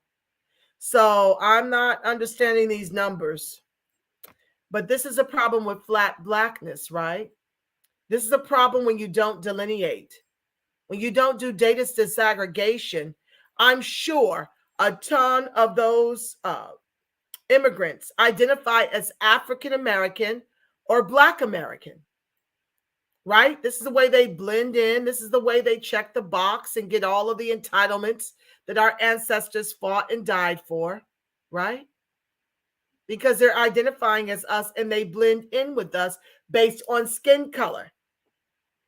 So I do know that they're disaggregating data in New York as well, Caitlin. Thank you for your comments. So Yaira is asking, did they all move out? I know the American freedmen numbers had to be higher 40 years ago or so, or has it been this low for years? I can tell you, Yaira, they're being legislated out, akin to what's happening to us here in California. That's what's happening. They can no longer afford to be in New York. They're being erased and replaced. And the challenge with that is, family, unakin to the Black immigrants, we don't have that Skrilla to go and build a new life in Africa or the Caribbean. That takes Skrilla. You can't just up and do that very easily. The Black immigrants in this country have more than one home to defer to. We have this one. And that's why we've got to fight for it by weaponizing our vote. We cannot afford to withhold the vote with this many immigrants showing to the polls. We can't rely on anyone to deliver us but us. And the way we do that is with the only commodity we've got left for a very, very short window that's closing, the vote.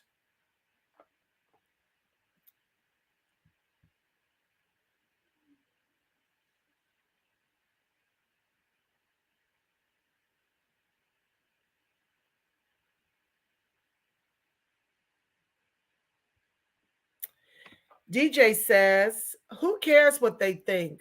Where was their outrage for the billions that recently went to Ukraine or Guam getting reparations, or the Jewish Holocaust survivors who live in America? You're absolutely right, DJ. They have no smoke for that. You're dealing with a Crayola white supremacist, right? You're dealing with Crayola white supremacy that literally was getting the lion's shares of $9.2 billion in COVID debt relief. Black farmers were getting a paltry $8 million. And they took it to the Supreme Court for calling it racist to give COVID debt relief. When they were receiving the lion's share, I think of 9.2 billion, 6 billion were going to white folks.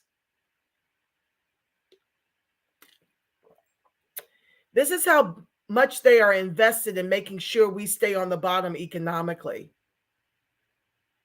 This is why we must weaponize the vote and punish these people. If you're not going to make us whole with reparations or COVID debt relief monies, then run us our reparations. You know, if you're not going to do the right thing and it's going to cost the country $20 trillion to keep us oppressed and on the bottom, give us our reparations. Because you clearly have gotten yours. But this is what they do. At least close the borders. If they're not going to give us reparations, they're not going to give us employment, they're not going to give us American salaries, then all we got is closed borders. Because when they don't have 90 million immigrants to choose from, who will get that employment? They'll be forced to deal with us the way they had to before they flood this country with immigration.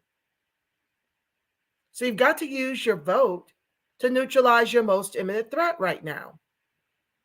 Because it's clear none of the rest is coming until we make the Democrats pay for their intentional neglect of their most loyal voter base since FDR.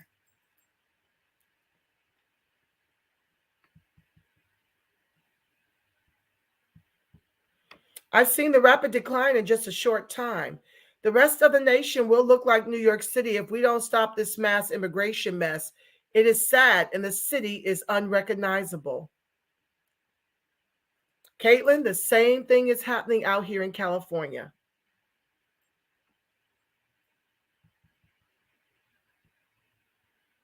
Bootney relocated to Georgia. He's from New York City. A lot of the New Yorkers are moving south. Yeah, they're moving south, which includes the immigrants too. Absolutely. Because you got to close the borders to put an end or to at least slow down. You got to put a moratorium on legal immigration. As you heard, practically half of the immigrants in New York, in Metro New York, practically half of them are not even citizens. But they're able to make money, get housing. They usually come from two-parent households. They're thriving while we're being driven out. So you're absolutely right, Caitlin. Yeah, they're moving south, but so are the immigrants, and they're allowing the immigrants over. And what is going to happen with Warnock as your senator? It's going to be a full court press to erase and replace you down there.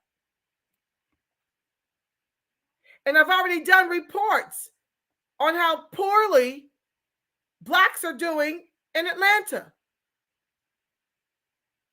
I'm not dealing with the celebrities. I'm talking about the majority. And folks aren't dealing honestly with that. Their unemployment and homelessness rates and underemployment and lack of housing is going through the roof.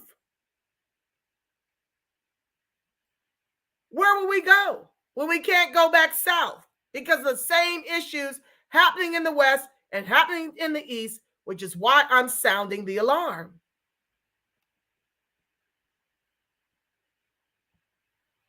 He says the immigrants are already there, and there's going to be more of them.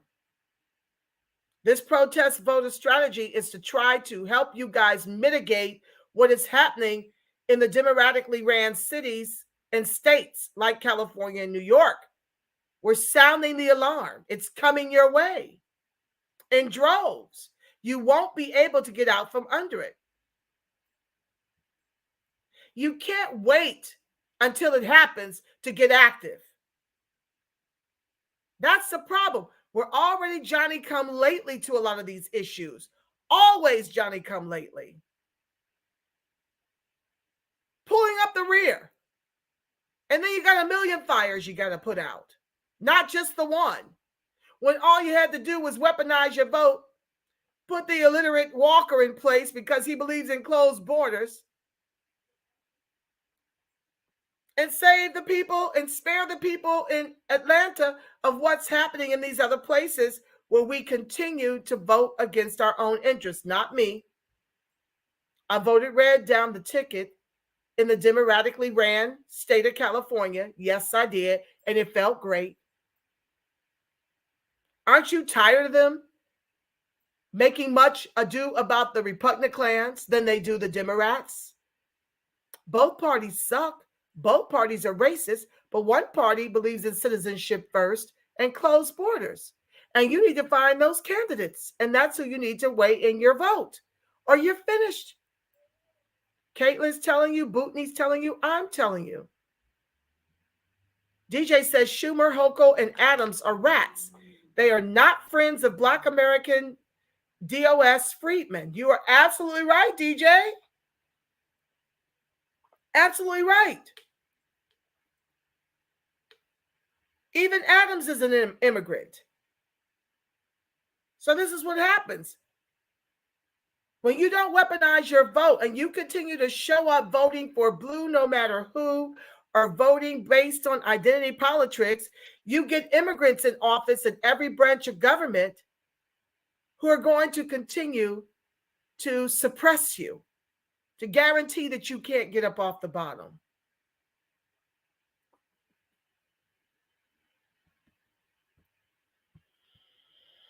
I moved south because immigrants are not the majority. There are immigrants everywhere, but at least the Black American population is the majority in the South. Not for long, Bootney. Not for long. Keep voting blue, no matter damn who. You will go the way of California and New York.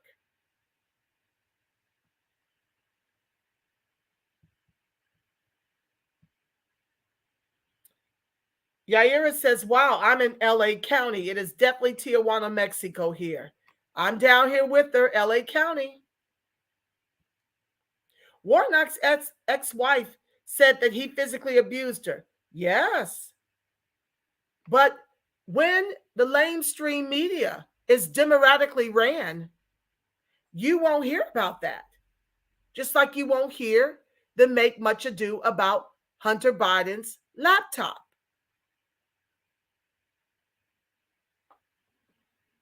They own social media and they own the mainstream media.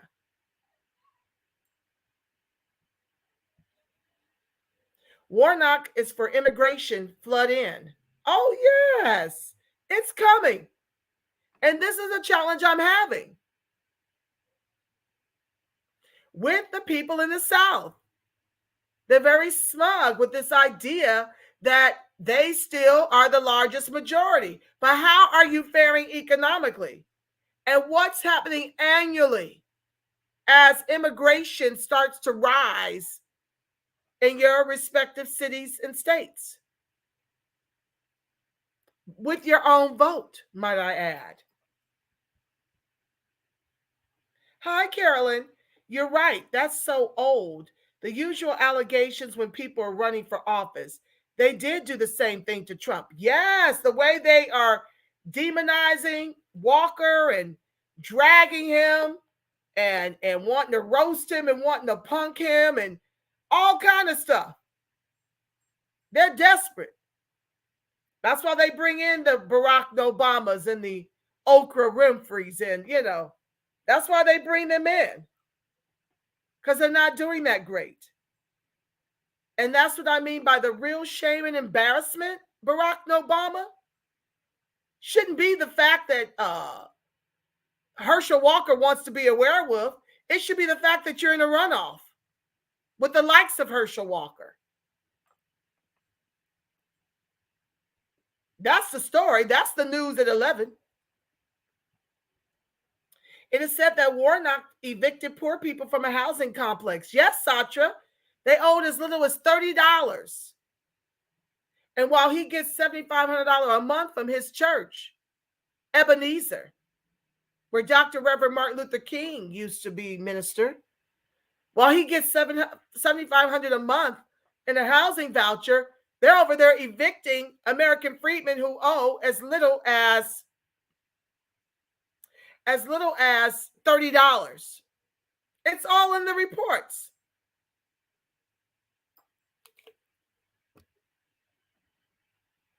You can look that up. Warnock losing seat means we have time to groom a new candidate. Dems have to listen to Friedman when they fill our protest vote. Absolutely, Satra. You would think. But this protest vote is going to take several election cycles until they're begging us to cut our checks, is what I'm asking for. It can't just be for the midterms. It can't just be a one and done. We have to buckle up and allow them to fall in the way they've done American freedmen.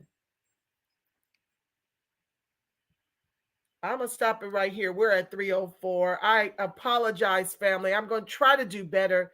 It's so challenging to get to all the comments because there are so many current events that need my attention and need me to weigh in and need me to talk about. And with me coming in weekly only because I'm really seeking to get more active boots on the ground, it makes it very, very difficult to try to do the show and the comments in one broadcast. So I apologize that I didn't get to everyone's comments. But I do have to, I don't want the video to be, I don't like it to go over 2 hours. So I'm going to stop it here because I could go on and on forever. Let me just do something quickly. Maybe I won't weigh in. I'll just read them aloud.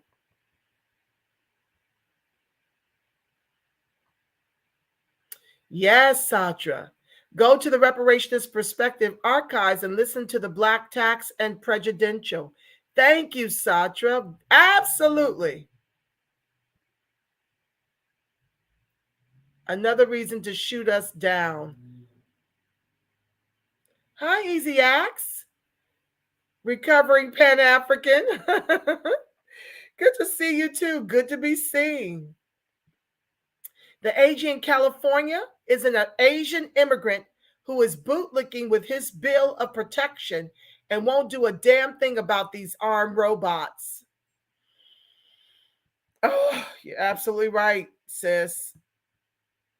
Maybe it's my internet, but you are freezing up just a little. Oh, I'm so sorry. I'm not tied to my Ethernet cable.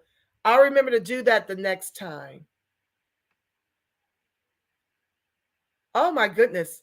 I'm not buffering on this end. Yeah, let me do it. Let me see. I don't think this will reach. Well, let's just try.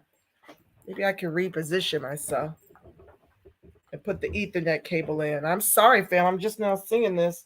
I didn't know you guys were experiencing buffering. Oh, Lord. Oh. Let me see if I can stretch this. The Ethernet cable isn't long enough. Sorry, guys. I can't make it reach. Pray it's not too abhorrent. It's freezing up some, might be delayed too. Oh no. Next time I'll be sure to be with the Ethernet cable. Done with reparations. My coon ass dad, not even on my birthday certificate. Babe Rax, that doesn't matter. That's just only one way, honey. Okay? Please don't be done with it. I'm just saying that they're trying to make it so complex, but it's truly very simplistic to identify who we are, especially if you have a birth certificate. It doesn't matter. Don't lose hope. If your dad is descends from U.S. chattel slavery and your mom does not, don't stress. There will be far many other ways, and we're seeking to make sure we don't have to pay for a dime of it. That you'll be able to identify and get your Skrilla. Don't lose faith. That's just a way. I'm just saying how relatively easy it is, okay? They used a robot to murder Micah Johnson some years back, supposedly. Right. I like that part. Supposedly. You never know. You don't know what's live and what's Memorex when you're dealing with the lamestream corporate-owned media with 3Ks. 5G towers are military devices. Fact, it's in military video games since 2009.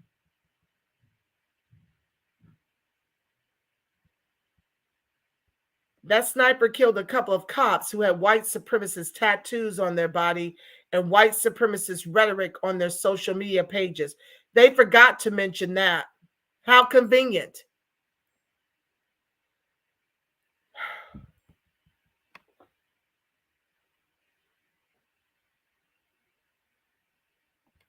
I thought that Petito Foundation was helping those who are not as highlighted. They could be, sis. I don't know. I just know that the corporate lamestream media doesn't make much ado about our missing and our murdered, akin to what they do to whites or folks that they can make white. So that's something to look into. Yes, Shaira. Thank you. You're the one that shared that link with me. I watched it. And I was mortified to hear the nonsense coming out of Umar's mouth. It was just unbelievable. Yes, Carolyn, hi there. We're asking for direct payments only, and they know it. They continue to pretend that we're asking for housing grants, education grants, etc. It's disgusting. It is disgusting. And this is why, like I said, I'll continue to report on the task force, but I'm not that invested. I highly recommend you guys go out here and get it for yourself, akin to all these other groups. Transgenders in the Bay are now receiving UBI. We must do something other than invest all of our time, energy, and resources into reparations. I'm giving the side eye the way they moving. We've been real clear that we want that Skrilla. But this continues to carry on and on and on in this way. It's really... Hi, Media Engagement Solutions. In here with you. Great work, Angela. Oh, thank you. Hi, Siri Soprano. Literally backdoored. I agree.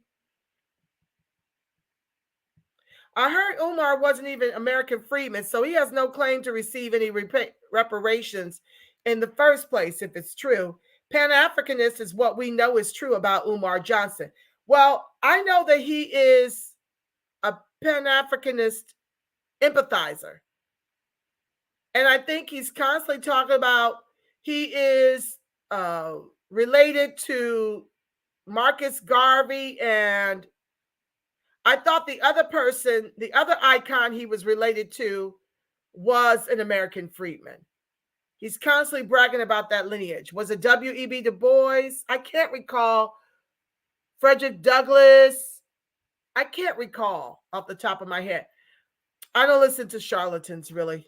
Like I say, Yair shared a link with me, and I got wind of the diabolical things he was saying concerning reparations and a lot of the wanton white supremacist racist tropes, like, you know, we don't know how to spend money. We don't know what to do with that kind of money, blah, blah, blah. You see, when you start to get into this fight, you think you're going to be up against white folks. You never dream that you're going to have to fight Crayola white supremacists, especially American freedmen. But you do. You find that out quickly. Sawyer ran for office unopposed. We have to groom our candidates. Satra, you ain't never lied. That is unfreaking believable. I do recall hearing that. When they run unopposed, they get it without any challenges. And he definitely should have lost his seat over that.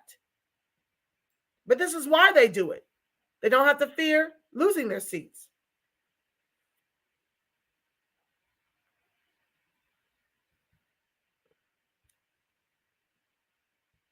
Hi, Herb Saint, Pi 180. Too many don't understand lineage-based is the goal. Individuals setting up these reparations task force in different cities don't have a centralized, across-the-board understanding of reparations. Pi 180, it's because they don't really have any real intent on getting it done. It's smoke and mirrors for most folks. Like I said, we're not even at those tables. They got everybody but us at these tables determining and trying to decide on reparations for us. You know what that means. A grift to bless their bottom line. Our people will never see a dime of it if the folks from the contemporary reparations grassroots movement is not at that table. You will never see a dime. Hi, Michael Jordan. Newsome, hell yeah, Newsome is weaponizing our demand for reparations. If he becomes the president, he needs to put an executive order for the Commission for National Reparations. Yeah, good luck with that. I'm not voting for him. Is it true the California Task Force has agreed on an actual cash value for recipients in California, somewhere about $200,000? No, Easy Acts. If you listen to the program, that's not true. They're still working on proposals. The final numbers will not be released until next year. No, I meant they replaced Nancy Pelosi with a black man to try and appeal to black men without giving. Oh, bless you, my sister. Thank you, this fabulous diva, for the clarification. Yeah, that makes a whole lot of sense. Identity politics. You see Hakeem Jeffries, this is the symbolism the Democrats like to give you to keep you sheepwalking to the polls to vote for your own erasure and replacement, over weaponizing the vote the way I've encouraged you to do. That is false. The American freedman is still the majority of blackness. This has been proven by the U.S. Freedmen Project at Caitlin M. Okay, that's good to know. That's good to know that my Google search was accurate, Michael Jordan. Thank you. What data are you basing that on, or is that an opinion based on your anecdotal experience or your feelings? Michael, I think she's talking about her experience. I think that's what she's experiencing when she's in New York. But you're right. I do remember that. I remember the U.S. Freedmen Project. Shout out to them. Another contemporary reparations grassroots movement out of New York City. If you want to get involved, please reach out to the U.S. Freedmen Project under Michael Jordan's comments here in the chat. That's the real deal in New York, okay?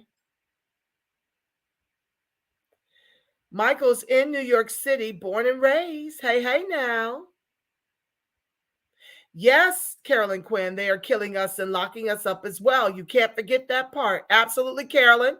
Yes, we are the not so new slaves in the private prison industrial complex by our own vote. When you vote for the author of the 94 crime bill, what do you expect? You expect an end to qualified immunity? Well, he's promised you $37 billion with the B, more dollars to the race soldiers to do exactly as I talked about. Now putting robots in the communities to execute us by state sanction. No, for clarification, I meant they replaced Nancy. Oh, yes, I already read that one. I don't know what happened. Hi, Black Star TV 2.0. Welcome to the live. As you can see, she will not back that up with data. Immigrants don't even make up the majority of blackness in the country, let alone in New York City. Well, yeah, she didn't have data, but she has her experience. La Raza Africana. ADOS FBA get even with immigrants in the U.S. by buying real estate in the nations they're from. Mm-hmm. Okay, so you're back to encouraging all African Americans who, oh, by the way, have a national median income of $45,000 and can barely afford their own rents. You're encouraging them to buy real estate in Latin America and Southeast Asia. Are there jobs over there? Because that's what it's going to require, La Raza. In the U.S., ADOS FBA are the bottom caste. In Latin America, ADOS FBA are the top caste with our U.S. money. Once again, La Raza, we don't have that kind of money, honey, unless you want to go out there and talk to the top 10%, which are predominantly Black immigrant. Of $3 trillion that we used to share, I don't know what it is post-pandemic, but Black immigrants share, well, no, 10%, 10 to 14% share in 2.93 trillion, while 86 to 90% of American freedmen predominantly share in less than 700 billion since COVID. So I don't know where they're supposed to get all this discretionary income to go over to Latin America. I think that they hate us, don't they? Are they even into blackness over there? I think the DR is kicking out the Haitians, and it's just a whole mess. Crayola white supremacy. So you can't make these type of recommendations to a people who are already economically oppressed in this country. This is cute in theory, but you guys can't just be throwing out stuff like move to the South or move out of the country as if we can thrive on Crayola white supremacy. If we can't thrive on it in this country, how are we going to thrive on it in Latin America? Easy Access, La Raza Africana, sorry, but that is not a good idea for Black Americans. Most are not going to Latin America or Southeast Asia. Thank you, Easy Axe. Michael says, there is no reason for us to spend money in Latin America, Southeast Asia. Our home is here in America. Oh, of course, someone with the La Raza name would want us to invest in Latin America.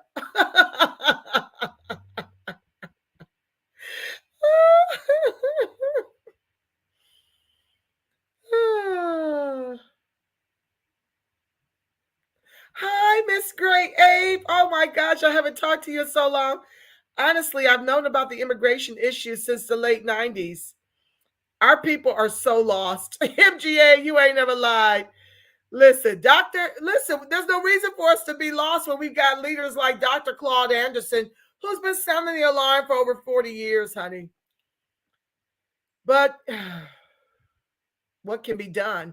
The only thing we can do right now, MGA, is to weaponize the vote. We must vote for closed border and citizenship first candidates. Party be damned. To neutralize our most imminent threat and replacement immigration.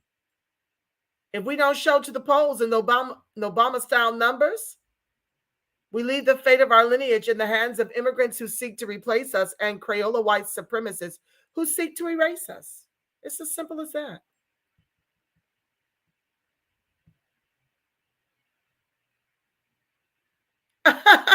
Carolyn Quinn. Warlock is also for LMNOPS. I don't know what that means. How do we get you connected with other people who have a big voice? MGA, the hate is real. Okay. Good luck with that. I've tried. So all I can do is keep chipping away. Thank you, guys. It seems like they're allowing at least 10 new subs a week to my channel. I think I'm around 1550 or 1560 thanks to you guys. But yes, my voice does need to become more viral than a lot of these, those in the new black media, marching our people right into the incinerator by discouraging them from the polls. It's really horrific what they're doing with respect to this no tangibles, no vote, non-strategy, or to continue to vote blue no matter who, as if the Democrats are the lesser of two evils, wherein American freedmen are concerned, which is so far from the truth. The Democrats are the guillotine for American freedmen, and the Republicans are the gas chamber. The roles have reversed. It's just disgusting. So I don't know. I just encourage everyone to, share with me.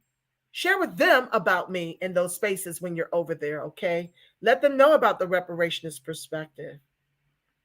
I reached out to the African Diaspora News Channel to become a contributor over there. See, being a contributor over there, akin to like Vicki Dillard and Demetra Kay, that would really help to bolster my numbers. So I'm waiting to hear back. Maybe just focus on educating freedmen on immigration to start out. Well, I've done a lot of that, sis. I've got over 300 videos. I think about 350 last count. I don't recall. I have so much material. I've been doing this since around November 2019. So, the grifters are the ones that usually get more traction and more support.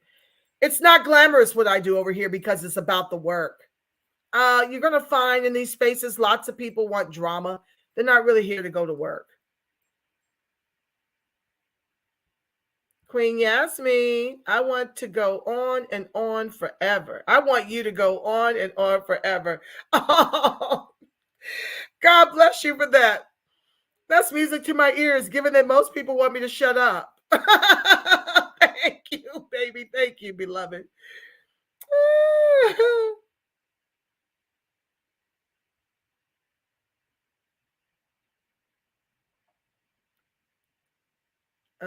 Just reading the more pertinent comments. I think I'm almost, just when I think I'm almost done, y'all keep chatting.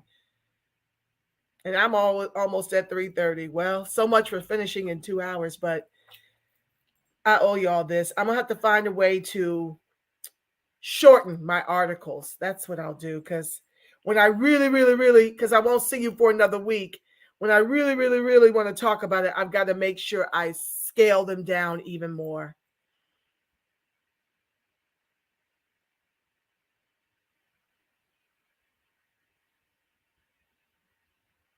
Frederick Douglass. Okay. He says he's related to Frederick Douglass and Marcus Garvey.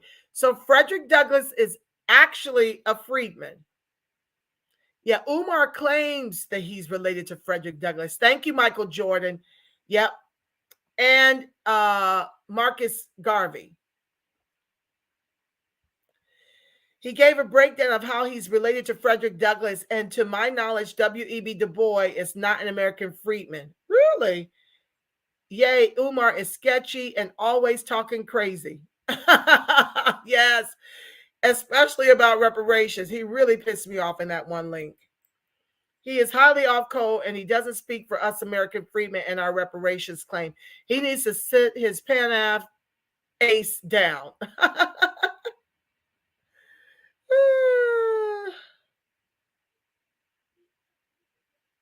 Yeah, so Yaira says, okay, he's not looking AF at all. And he never gave the lineage of names to how he is related to Frederick Douglass. You got a point. That's our genealogist. She has spoken. Not Swollen Martin.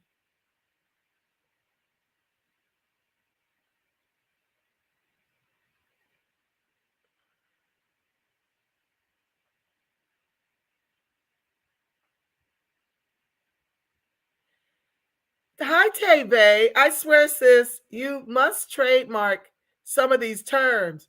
Screw tube, Crayola. You misspelled it. It's with 3 Ks. Race book, the Democrats, the repugnant. It's the repugnant clans, like repugnant clans.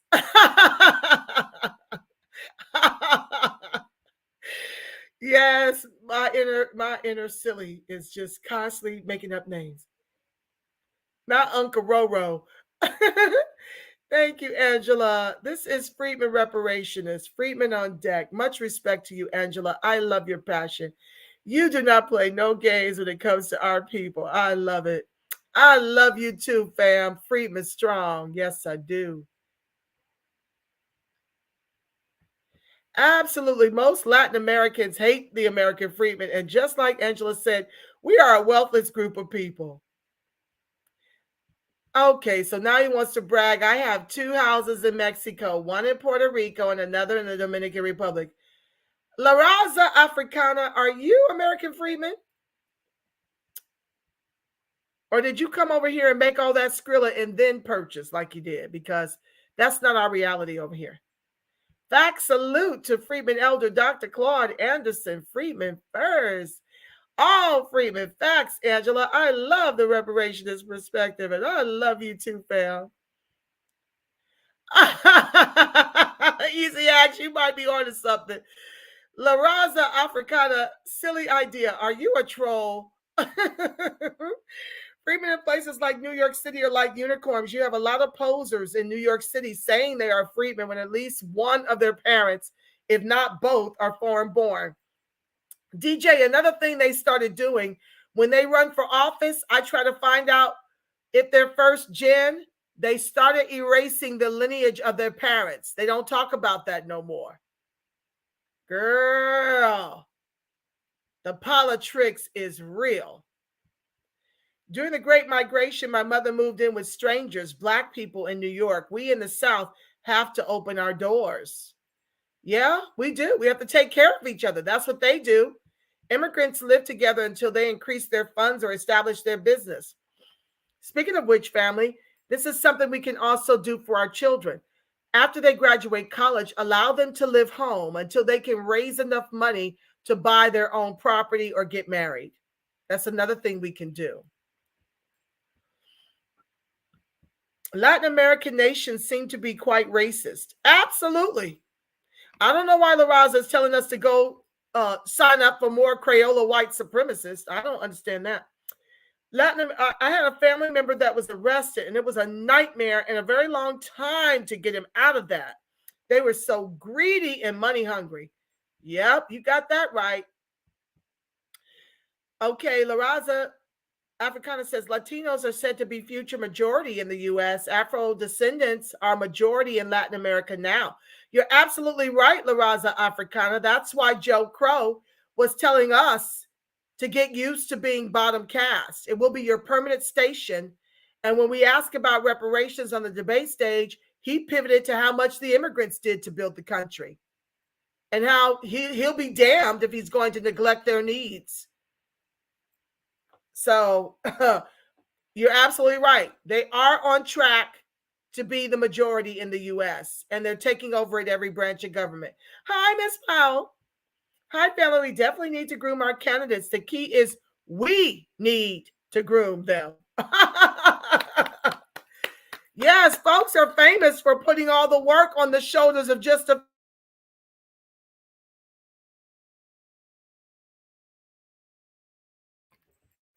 I don't know what's going on, y'all. That just was weird. I guess I need to hurry up and get out of here. This thing is not playing nice to me, y'all. Yes, only a handful are doing things to get it done. Carolyn says, I believe you would be great on African Diaspora Channel. Please let Phil and the crew know. Thank you, Carolyn. I would love that. Michael Jordan, hell yeah, it would be great if African Diaspora News put you on that platform. It will definitely help elevate our Freedman message. If not, keep up the great work you do on the grassroots. Thank you. Thank you, Michael Jordan. Now, I need everybody who wants me to be on that channel, at least a contributor, to please go and demand it of Phil and the African Diaspora News channel. Okay? That's what y'all need to do. I've done my part. Now, y'all need to take up a petition and make that happen. It would be a great thing for us. Oh, La Raza Africana is American freedman. Then where'd you get all that Skrilla to buy all those properties abroad? That's interesting. Y'all forgive the trolls. This little whatever that is. La Raza Africana ain't an American freedman. I bet she self-identifies. Oh, it's a lady? I bet she self-identifies as Afro-Latina. You ain't an American freedman. Well, lots of people are doing that. They're pretending to be us, to get all of our entitlements. Then they usually kick us in the teeth and call us all manner of akatas. Yeah. So, it's a lot of that going on. And we need to really push in our respective areas to disaggregate the data so that the government and every branch can see their heinous policies and legislation, which tethered us to the bottom. Not that it really means much to them. I don't know that they'll do anything about it. But what I know is that we will know what the hard, true fact is, and perhaps it will get more people into the fight, because we need people off of Twitter space and Clubhouse, boots on the ground. Once again, if you'd like to get involved, please reach out to me at thereparationistperspective@gmail.com, scrolling in the bar below, and it's also in the description box. Hi, box avoided. La Raza Africana wants us to sign up for Crayola white supremacy because she is possibly an Afro-Latina supremacist. Oh, Lord. W.E.B. Du Bois, after many years, was not American freedman and was part of the Boule. Definitely part of the Boule.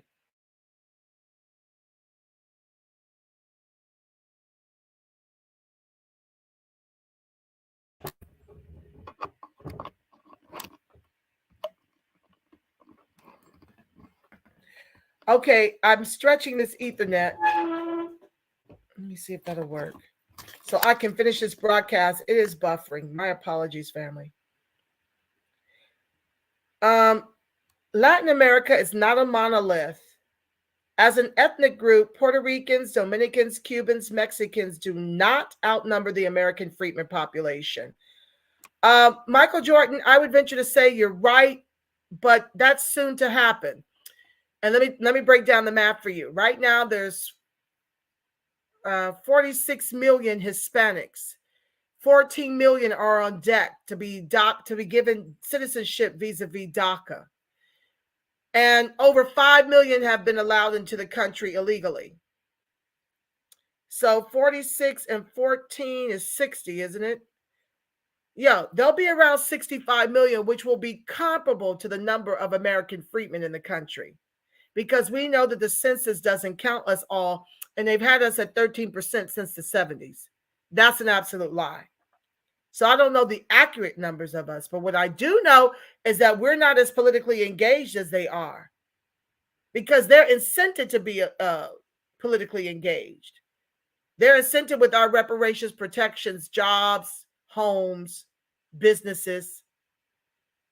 They're made American. And so we don't vote. And so therefore, when you don't show up to that table with your vote, you're definitely signing up to be on the menu. And it's a Crayola white supremacist that will be our undoing at our own by our own hand of either withholding the vote or continuing to vote blue no matter who. They have to say Hispanic and include all Hispanics to outnumber us. It's technology. We, the Freedmen, are at least the second largest ethnic group in the U.S. behind German Americans. Interesting facts, Michael Jordan. Thank you so much for sharing. Thank you all to all my co-hosts for keeping the comments lit. I greatly appreciate you all. DJ says, Michael Jordan, you're right, but they form up like Voltron against us to outnumber us and undermine us. I see this at work all the time. DJ, this is especially true of the wanton white supremacists. They are quick to make other groups white to stay relevant and to keep resources flooding whiteness. So yeah, everybody's in on that grift. But American freedmen think we have the luxury of being able to stay home or withhold the vote or vote blue no matter who to our own people's peril. And I'm here to tell you, time's up. Sancha says, if Phil Scott owns African diaspora, he is on the fence because he has African relationships. He does not want Angela to rock the boat because he might lose his African bag. Well, you know what, sis?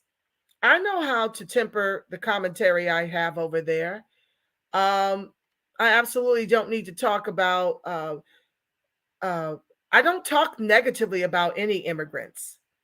So if Phil Scott can't handle the truth about how immigration hurts us here in this country, maybe I'm not right for his platform. But I do believe Phil Scott understands immigration and the way it harms American freedmen. And in that, I don't think it's problematic for me to speak to that as a real serious issue. I don't. So prayerfully, he said on a recent show while in Kenya that he doesn't really, stifle people's voices. So I don't talk ill of Africans as individuals. I'm not anti-immigrant. I'm anti the weaponization of immigration against freedmen to keep us bottom caste in the country our ancestors built with their lives. And with that being said, let's see here. La Raza contradicts AF, doesn't it? Ooh, y'all be the ones giving them that smoke. I love it. I think I'm going to land and close the show out on one of Michael Jordan's comments. I really liked it.